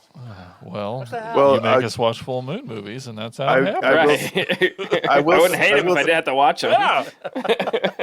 All right, Mike. I'll help you out here. At least when they killed the aliens, they actually used a chemical instead of water. Yeah, aerosol cans. That's how you kill aliens. That's me shitting all over Signs, but Oh no, we got that. Oh yeah, because Signs is so much worse than Bad Channels. What a hot take. I know. I'm just fucking with him. What do you think of the alien? Where it's just a big poofy head with a glass window so he can see what he's doing. A big prehistoric fossilized turd for a helmet. Yeah. With a porthole. Yeah. It's It's awesome. like the first Slipknot member. It was pretty. shit not. Yeah. The aliens remind me of Krang and whatever from The Simpsons. The two aliens. The robot one, the robots on Mystery Science Theater 3000 aren't as clanky as that thing. No. Like Meatzilla from Hunger Force sitting on some guy's shoulders. Oh yeah, that's a good one. It's a movie. Andy, did you say your opinion on it? Yeah, he says better than Signs. You heard that. Yeah, actually Signs is Citizen Stop Kane it. compared to this. I'm on par with you guys. I mean, I enjoyed the music videos. Very, very 90s, because you've got the hair metal band, then you've got the grunge band, and then you've got I don't know how to describe Psychotic Symphony. It's kind of like ICP meets Primus or something. I don't know, That was but terrible. To me, that band falls into whatever class you would consider say like Maybe Tub Kiss Ring meets or Primus. Mr. Bungle or Yeah. you know, just musically all over the place, chaos. Right.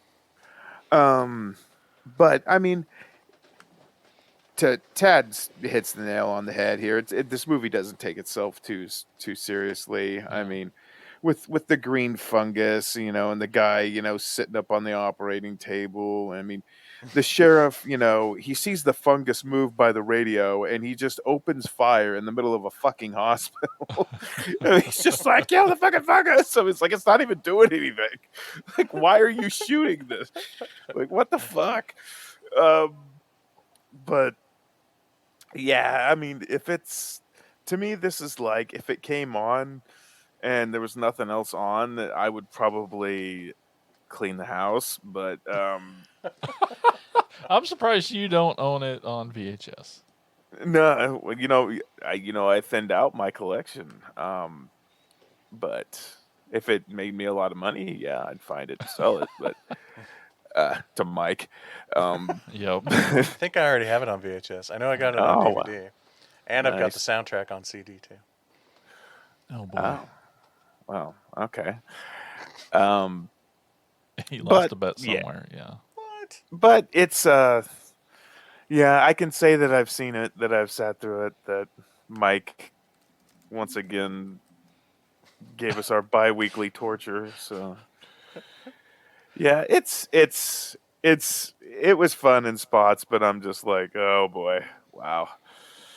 It's a film, I guess. Oh, fine. Let's move on before I start to cry. Jason, what's our last movie we're going to talk about? Up next. Oh man, saving the best for last. I don't know. Come on. It's from 2013. The Lords of Salem.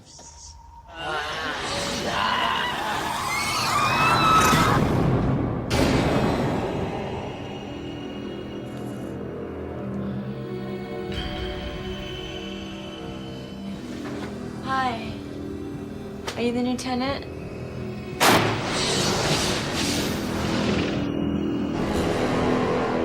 I just saw the tenant like 10 minutes ago standing in the doorway.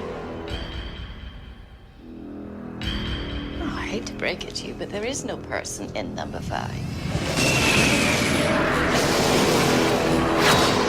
You have to understand that there is a war waging in heaven.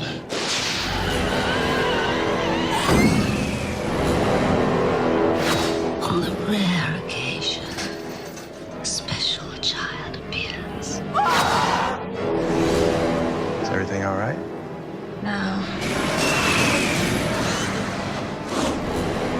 The curse, the Lords of Salem, possessing the souls of the Salem women, which the devil's child would inherit the earth.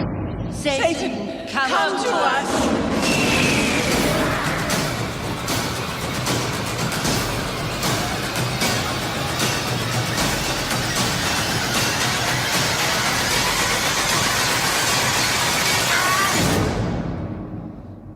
God does not spare angels when they sin.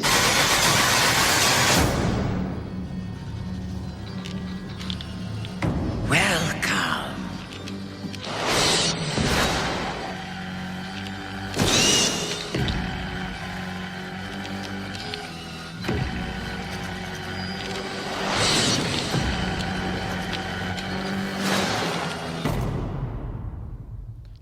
A radio DJ, played by Sherry Moon Zombie, in Salem, Massachusetts, is plagued by nightmarish visions of vengeful witches after she plays a record by a mysterious group known only as the Lords. This movie fucking rules. I haven't seen it in a long time, and I've definitely had a roller coaster relationship with Rob Zombie and his films. I like most of them, but goddamn, this movie is so goddamn good. Like, I think it gets better every time I watch it. I think so too. It grows on me every time I watch it. I just couldn't. I just loved. I don't know that it was shot on film, but it at least looked like it was shot on film. It was grainy in like the good way, not in a bad way, and extremely atmospheric. So atmospheric. And the secret weapon of this movie, I think, might be the art direction. From her apartment to the radio station. Fucking high five to those guys. I think it's to that excellent. whole apartment. God damn, they fucking went to town. Doesn't even make sense, No. but it doesn't matter at all. Because, because Ken Foree makes it feel like the 70s, but it ain't, Right. It's But a bit confusing on when this takes place. It really is, but I kind of like it. Yeah. And The whole thing feels like sort of like a time. dream. Yeah, man. And Sherry Moon is great in this, and I think I really love Jeff Daniel Phillips more than ever.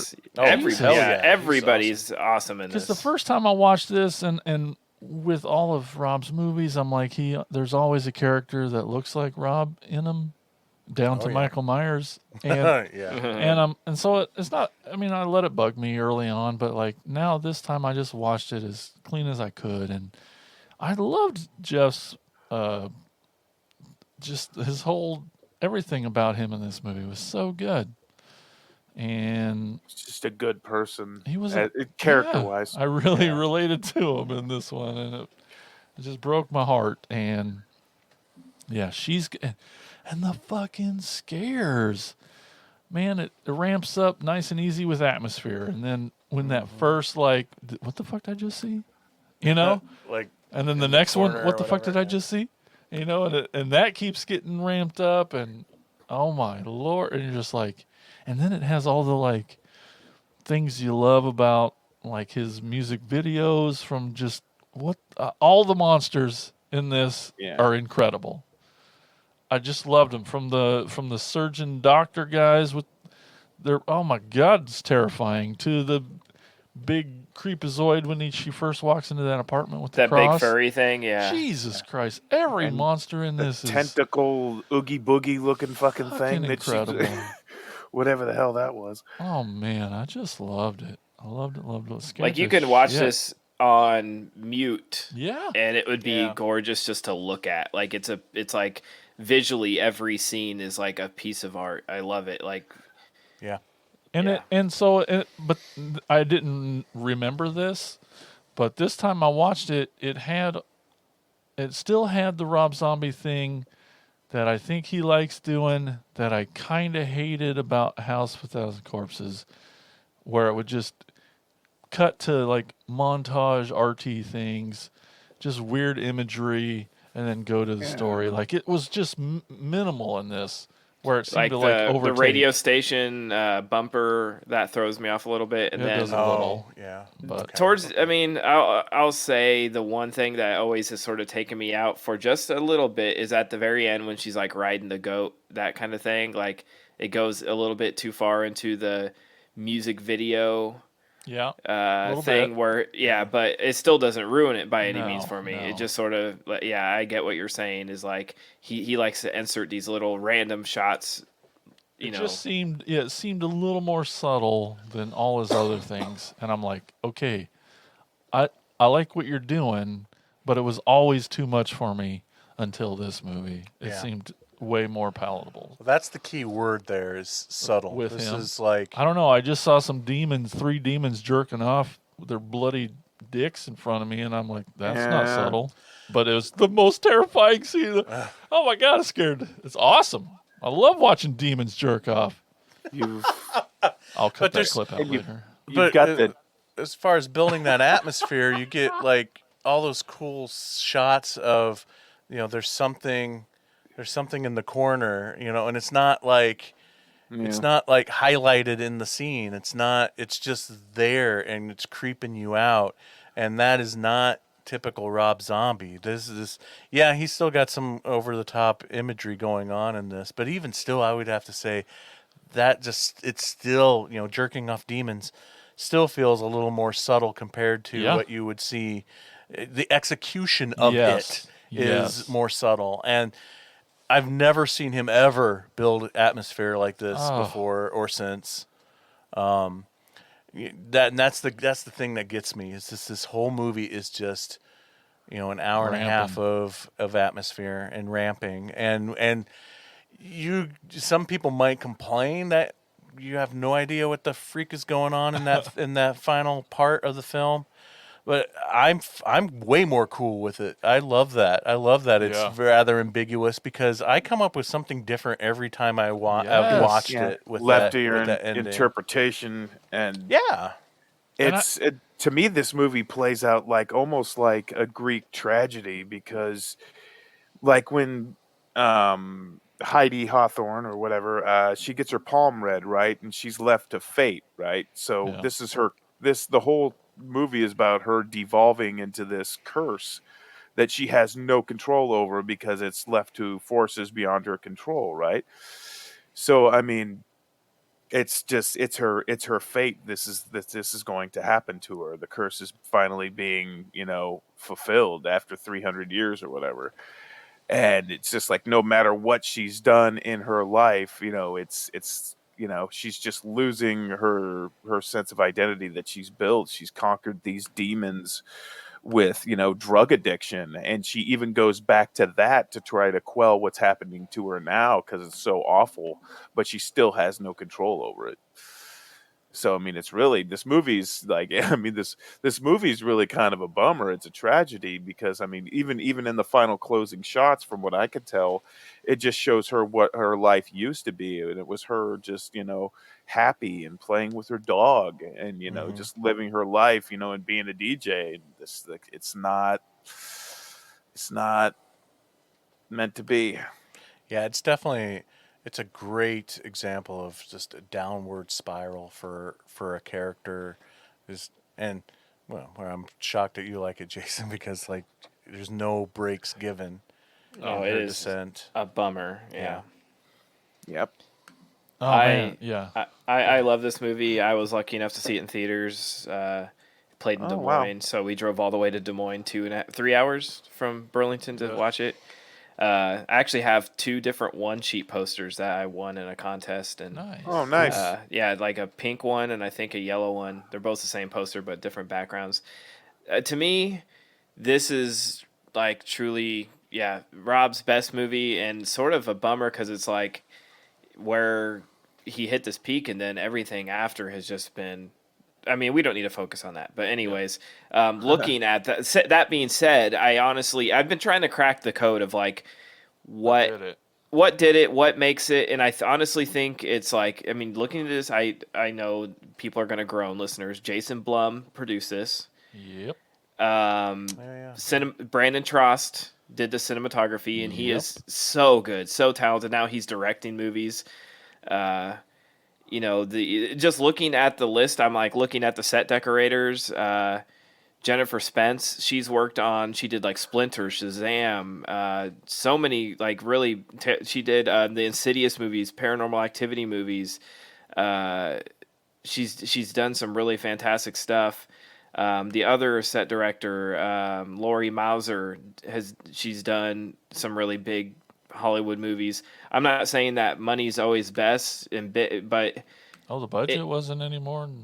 Right, but it feels, but using it to his advantage. He's talked openly about how this was financially budget versus what they made was his most successful movie, even though Halloween was still held the record for biggest what was it, Labor Day. Or I don't even remember what day. What it came out some weird weekend and held records for a long time. Biggest opening, but it cost a lot, and this one cost so little, and for somehow it made its money back so quickly. And he's talked about how this is financially his most successful movie, but just something. It just looks gorgeous, and I don't not to take it away from Rob, but clearly that's not necessarily all him. I think he had all the ingredients together, and he's trying to still recreate that magic. For me, 3 from Hell is the biggest example of that, where he's you loved Rejects, let me do it again, but with the whole. But it sort of showed that it wasn't necessarily him because he didn't have the same cinematographer, he didn't have the same editor, he didn't have any of those people back.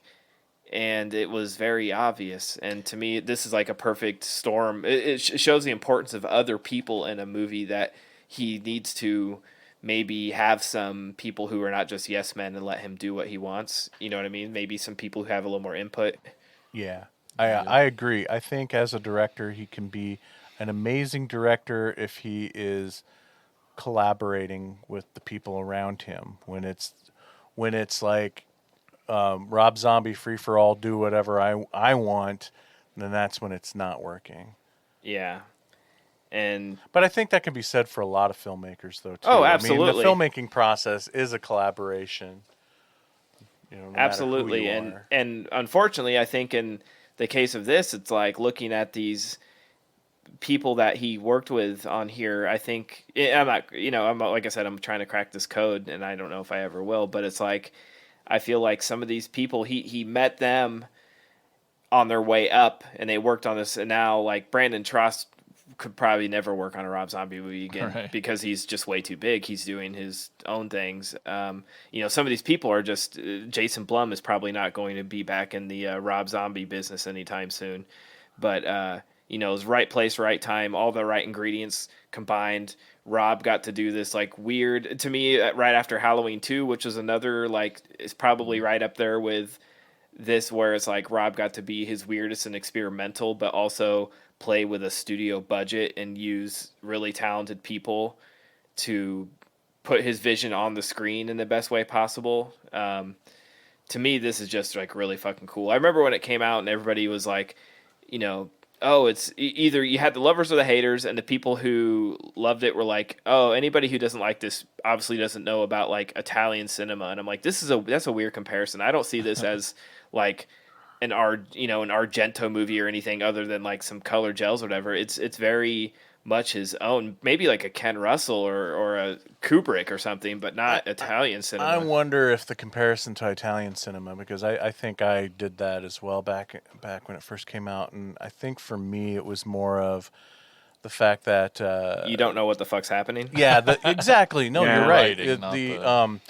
The visuals is more important than the story. And I can get that, too. And but man, like so many, like I was watching this and I just was like, it hasn't been that long. It's usually like something I try to play like almost every October, but it's still like, God, this is so beautiful. Just looking at it, it looks so rich, and the cinematography is so great. What the fuck happened?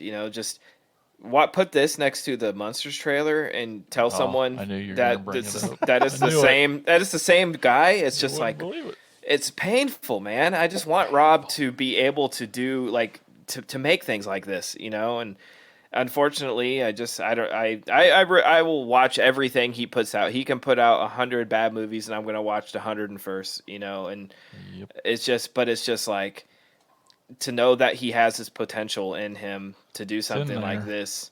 Yeah, it's in there, man. And it's like, I'm rooting for you. And it's not to shit on you, Rob, because I know you're listening. And big fan of the show.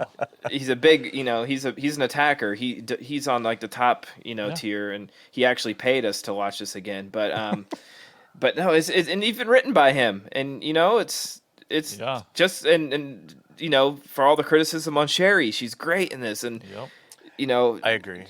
It's just this is her best, this is his best. I mean, we have Meg Foster in there, Patricia Quinn, just Dee Wallace, a great cast of new and old, his new people that he's brought in, and the old. You even get to see Maria Conchita Alonso. You never get to see her anymore, hardly. And some old, we even get a little Michael Berryman and Sid Haig action in there. Barbara Crampton as well. If you blink and you miss her. Yeah, exactly. Yeah, just so many cool things, and I dig the score that John Five worked on it. And why don't you bring back John? Yeah, bring back John Five. I mean, Griffin Boyce also worked on it too, but like John Five's in your band. He's way too talented for Rob Zombie's band. And it's like, dude, you have this guy at your dispense. Like, I've always thought he was way too good at guitar for Rob's band, but it's so much fun watching him live. It's like, he really changed Rob's music too. Why don't you keep bringing him back for movies, man? Like, that guy is so talented, and this score is so fucking haunting, and the soundtrack rips too. Like, Venus and Furs is really cool, and absolutely one of my favorite parts about this movie is like Mike said, it's all about atmosphere and ramping up, and like to me, the pinnacle of that is like also the most important part of that because it all leads into this song that is on this record that does all of this, and like if that song was bad, I don't know how good this would be. Right. And god damn, I love that song, if you want to call it a song. Yeah. It's fucking perfect. Freaking creepy. For what it needs to be. It resonates through the whole movie and the whole score, and it's just... There's just a little bit in that trailer, and I'm like, oh, man, that's enough of that. It ranks up there as one of the more Yeah. getting under my skin bits of movie music. So chef's kiss to John 5 on that one. God, it's so good. Yeah, and I'm happy to own the Waxwork, score. I didn't get the cool one that comes in the wooden Lord's box. Oh, and what a... Sold out in like, 60 seconds, I think? Oh, yeah, and I couldn't afford it if I wanted it, but... it's like so $500 or something. Yeah, but so damn cool. And oh, God, it was gorgeous. Yeah, and I want a whole movie of the old-timey witch stuff, too. Even that's super gorgeous and cool and creepy. Oh, and yeah. that gives you those fall, Salem vibes. I'm like... I give Rob a whole old witch movie, Yep. Cool shit, man. So good. Who did I give the bumper sticker to? I have it. Oh, okay. All right. Yep. I thought you might have it. Big blue thing. It's beautiful. I have it in my new Hell's Kitchen, the kitchen of horror. That's right. And I like I told you guys in the private chat after watching this, and I knew there was a novelization, and you can get it on eBay for $7 shipped, and it's a big ass hardcover, brand new. There's a seller, and it's based on his original screenplay that he had to cut severely for budgetary reasons. So I might actually read it because from what I'm understanding, I'll talk a little bit more when I go to the trivia stuff, but there's quite a bit that they had to cut out of the story. And I don't know, maybe that's for the better because, it's really is good. And he sort of talked about it when it came out that, and this was like, I think his actually like last, like just sort of had a limited release, but it was his actual just last normal theatrical movie he did, because after that they started going to like the Fathom things and special events, and now he's going straight to Netflix and streaming. But I don't know if having more would be better. It's sort of perfectly hate to taint this thing, right? Yeah, who knows? Sometimes Rob doesn't know when to stop, so maybe cutting some of that was good for him. Andy, did you have anything else to add? No, I mean, basically, yeah. What I said before, it's just it plays out like a really, really good tragedy. I mean, for as much as a bummer as this movie really is, it's so engrossing and so entertaining, and just like all the characters are on point, and the set design. And I know I'm pretty much repeating everything what everybody else said. I mean, even Dee Wallace and Patricia Quinn and Judy Gleason in it, when they are sort of, when they invite that guy over for tea, the guy who played, what was his name? Bruce Willard. Or something? Yeah, Bruce. Okay, yeah. Bruce I would say Dickinson. Yeah, Bruce Dickinson. Yeah, Iron Maiden.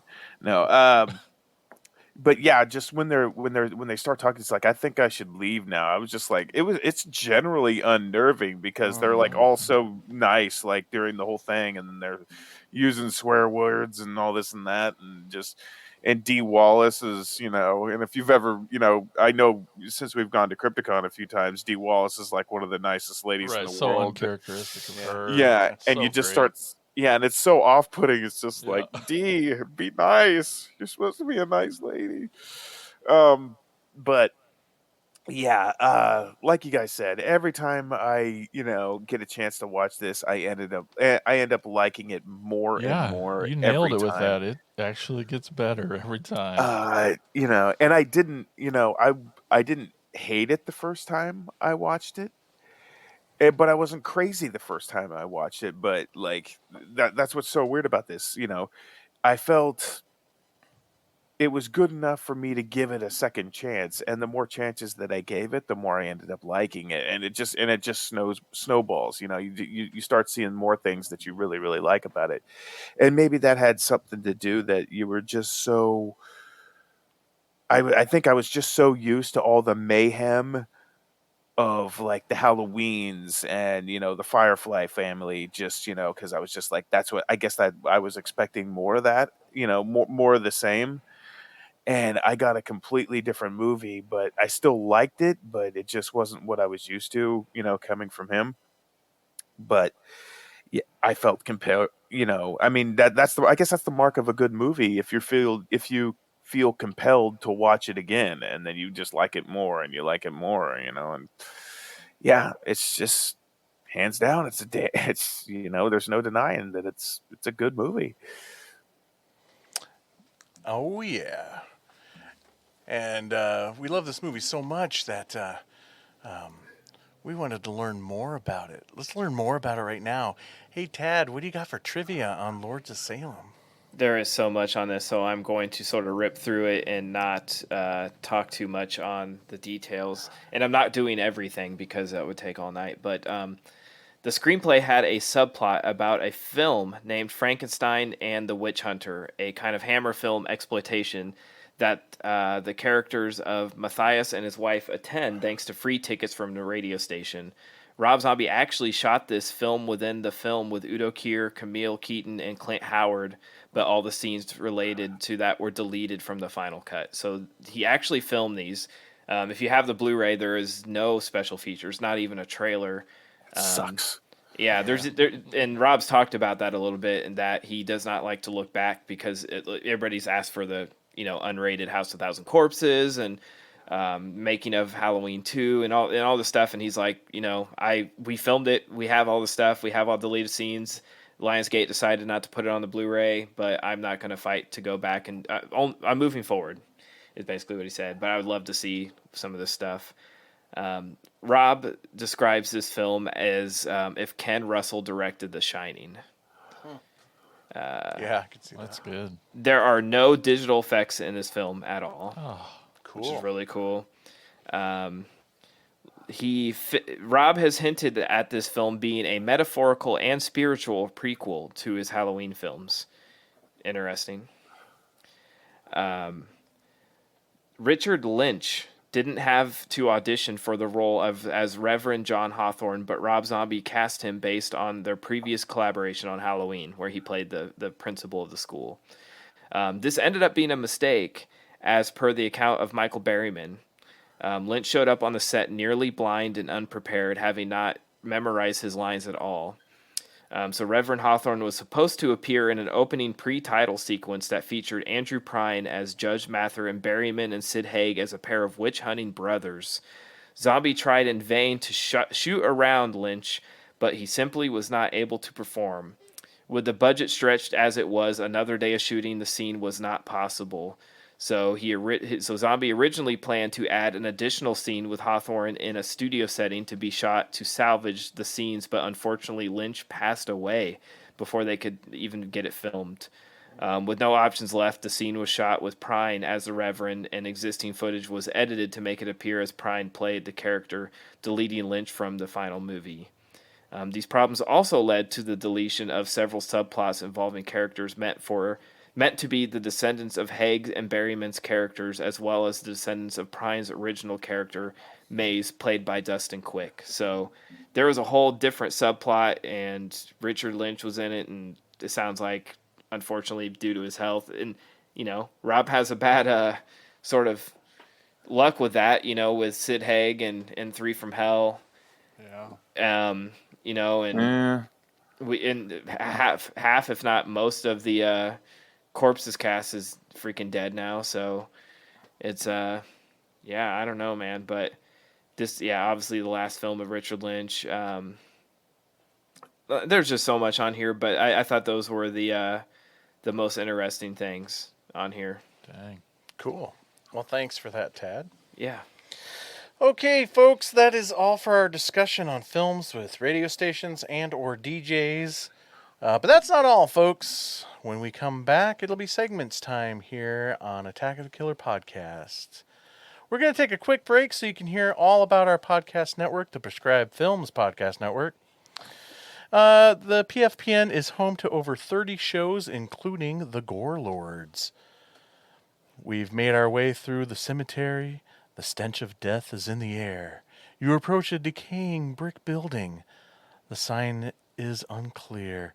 You brush away the moss and dust and are able to make out the words Gortuary. As you begin to process the words, mouthing them to yourself, 3 hands grab you by your boots firmly with ill intent. You look down to see the hands have emerged from a crack in the door of the decaying building. It's evident that you've stumbled upon the Gore Lords. So check them out and all the other shows at thepfbn.com. We'll be right back.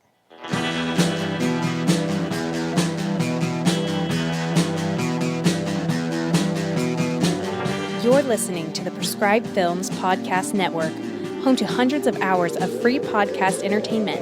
The shows on this network all have a common goal, providing you with the best discussions about movies and other forms of entertainment media. The PFPN hopes to fill your earholes with audio joy. Visit our website with links to all the other amazing shows at www.thepfpn.com. Thanks for listening.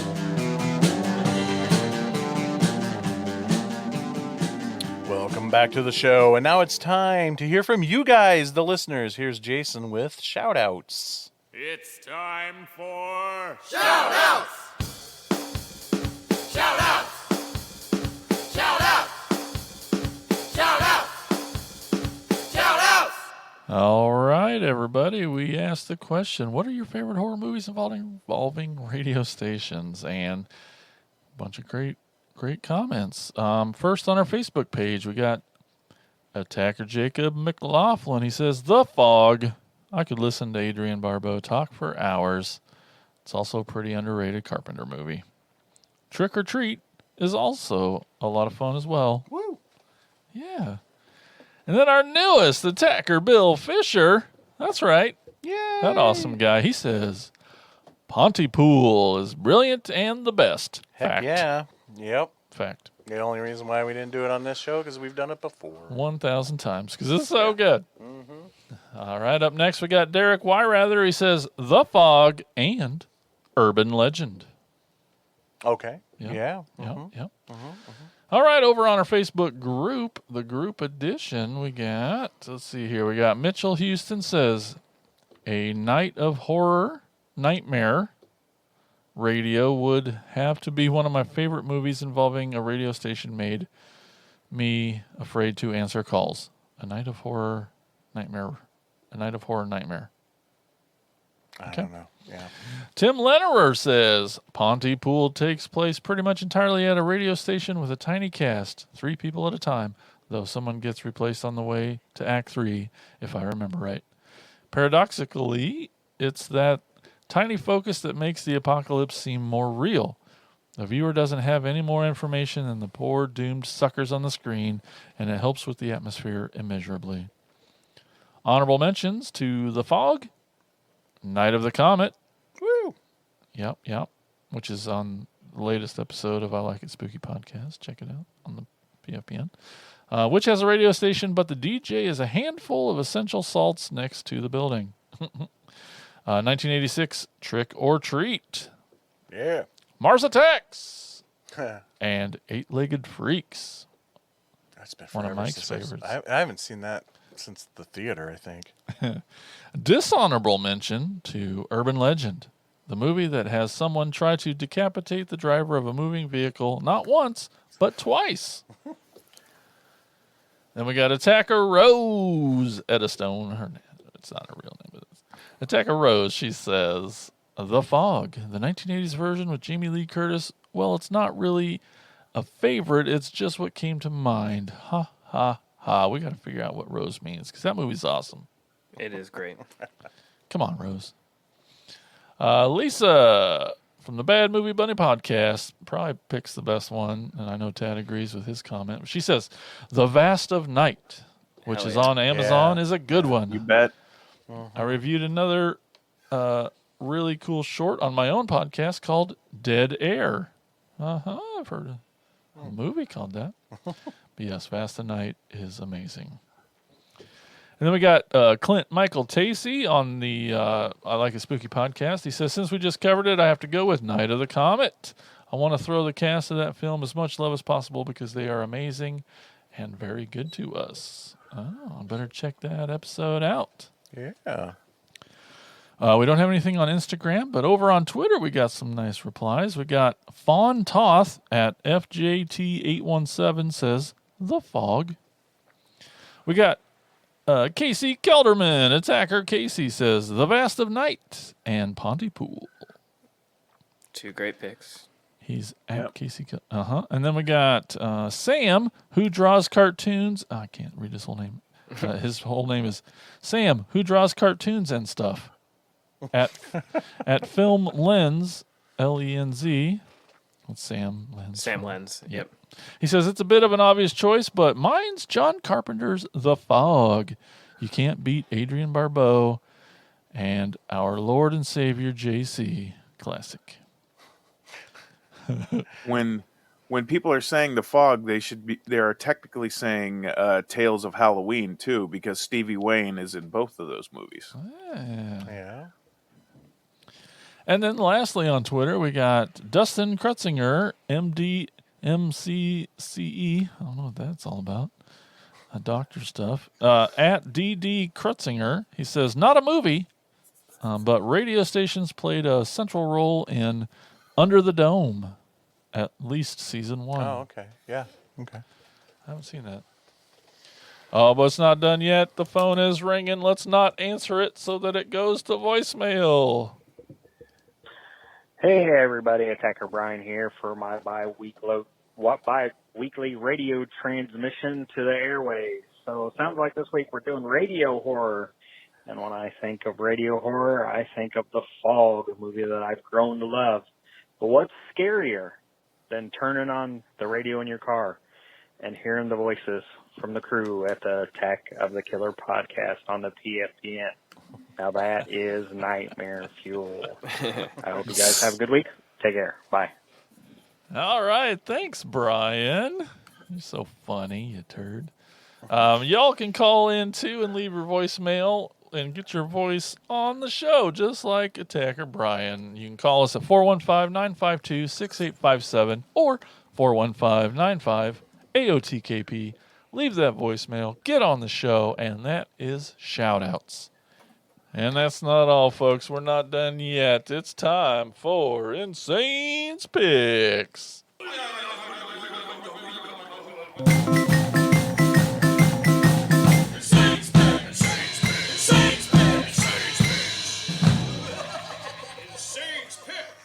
As we enter into the last few inductees into the Insane's Picks Hall of Fame, I feel it would be a crime not to enter this filmmaker into the Hall of Fame.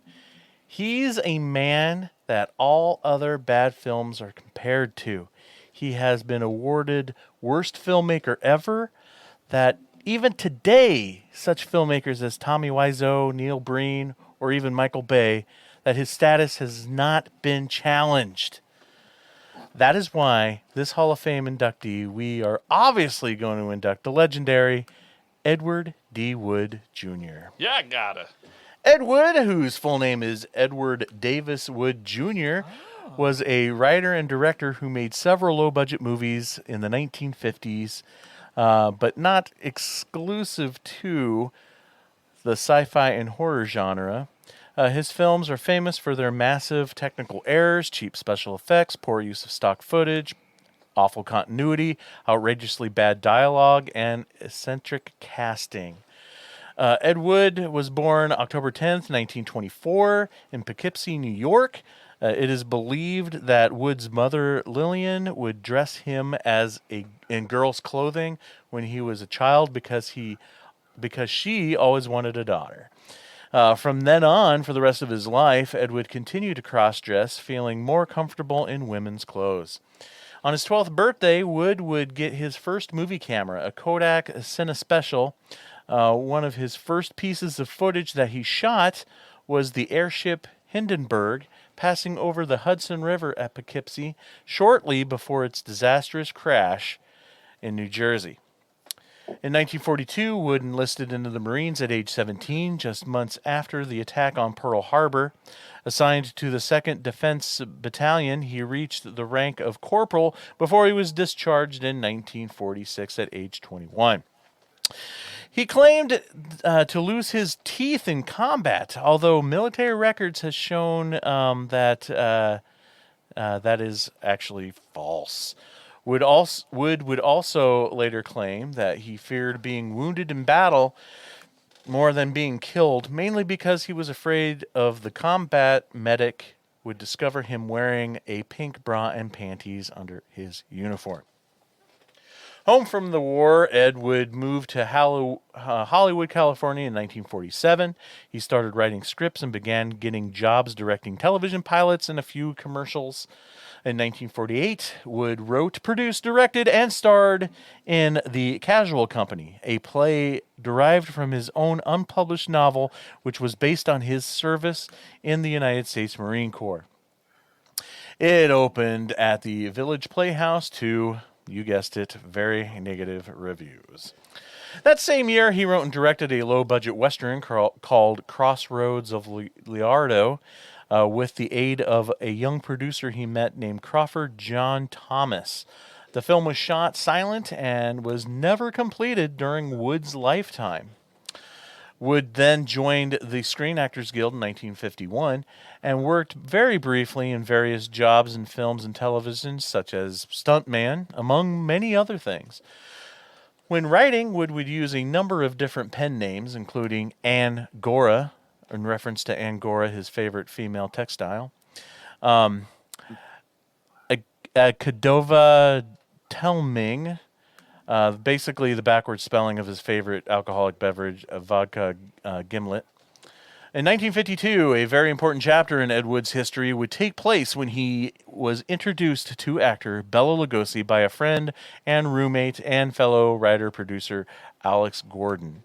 Bela and Ed would become great friends, even though Bela Lugosi's own son and many others felt that Wood exploited Lugosi's stardom, taking advantage of the fading actor when he could not afford to refuse work. However, in the book Nightmare and Ecstasies, suggests that Wood and Lugosi were genuine friends and that Wood would help Lugosi through the worst days of his clinical depression and drug addiction. Lugosi had become dependent on morphine and was in very poor mental state caused by his recent divorce. In 1953, Wood directed the semi-documentary film Glen or Glenda, which was also originally titled I Changed My Sex, with producer George Weiss. Glen or Glenda was a film that was supposed to be about the Christine Jorgensen sex reassignment story, and it starred Wood under the alias Daniel Davis as the lead Glen or Glenda, a man who is a transvestite. This film was the start to Ed's using regular cast of quirky performers, including his then-girlfriend Dolores Fuller, Timothy Farrell, Lyle Talbot, and Conrad Brooks, and of course Bela Lugosi as the godlike narrator/scientist. Fuller was shocked to learn that soon afterwards that Wood was actually a transvestite. Glen or Glenda was shot in only 4 days. The film included 14 minutes of stock footage, including the end credits, and 73 seconds that ran concurrently with new footage of Bela Lugosi. The stock scenes included such stuff as fake lightning, which was used like 6 times, pedestrians walking, used 3 times, highway days, used 3 times, highway nights, used twice, playground, used twice, Superior Court used twice, ridiculous softcore, natives, bison stampedes, parking lots, steel foundries, World War II, ambulance, airplanes, single men, milkmen, and girl with fuzzy hats or sweaters. In 1953, Wood wrote and directed a stage show for Bela Lugosi called the Bela Lugosi Review that was put on at the Silver Slipper in Las Vegas.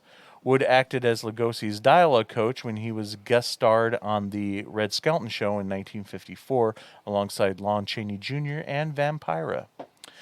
Wood then co-produced and directed a crime movie called Jailbait in 1954 along with his co-writer/roommate Alex Gordon. But it wasn't until 1955 when Edward D. Wood Jr. would begin the horror and sci-fi films that he was most well known for with Bride of the Monster. Written, produced, and directed by Ed Wood, Bride of the Monster was originally titled Bride of the Atom, and then The Monster of the Marshes. It starred Bela Lugosi as the mad scientist who was trying to make a race of atomic supermen. The film also stars Swedish wrestler Tor Johnson as mute manservant Lobo, Paul Marco as Kelton the Cop, Billy Benedict from the Bowery Boys was in it, Harvey B. Dunn, and Loretta King. Soon after the film was completed, Bela Lugosi committed himself into the Norwalk State Hospital for 3 months to be treated for his drug addiction. The film premiered on May 11, 1955 at the Paramount Theater in Hollywood while Bela Lugosi was still institutionalized, but a special screening was arranged for him upon his release, pleasing him greatly. Bride of the Monster, despite its flaws, was Wood's most successful film. So much so that the distributor Samuel Z. Arkoff was able to set up American International Productions from the profits of Bride of the Monster. However, the film he is most well known for, the film that marked him as the worst director of all time, the film that is considered to be the worst movie of all time, was still to come. And that is where we'll pick up on the next episode of Insane's Picks Hall of Fame. Boom, boom, boom. That concludes another rockin' and rollin' episode of Attack of the Killer podcast. I want to thank everybody for listening, and a special thanks goes out to the attackers who help support the show. This was a fun one. Had a good time. I think you guys had a good time too, right? Heck yes. Great. Good deal. Totally. Awesome. So everybody out there, remember, folks, radio can be an addiction, but it all depends on the frequency. So until next time when we talk again on Attack of the Killer podcast. Oh no, could this be the end of? Attack of the Killer podcast.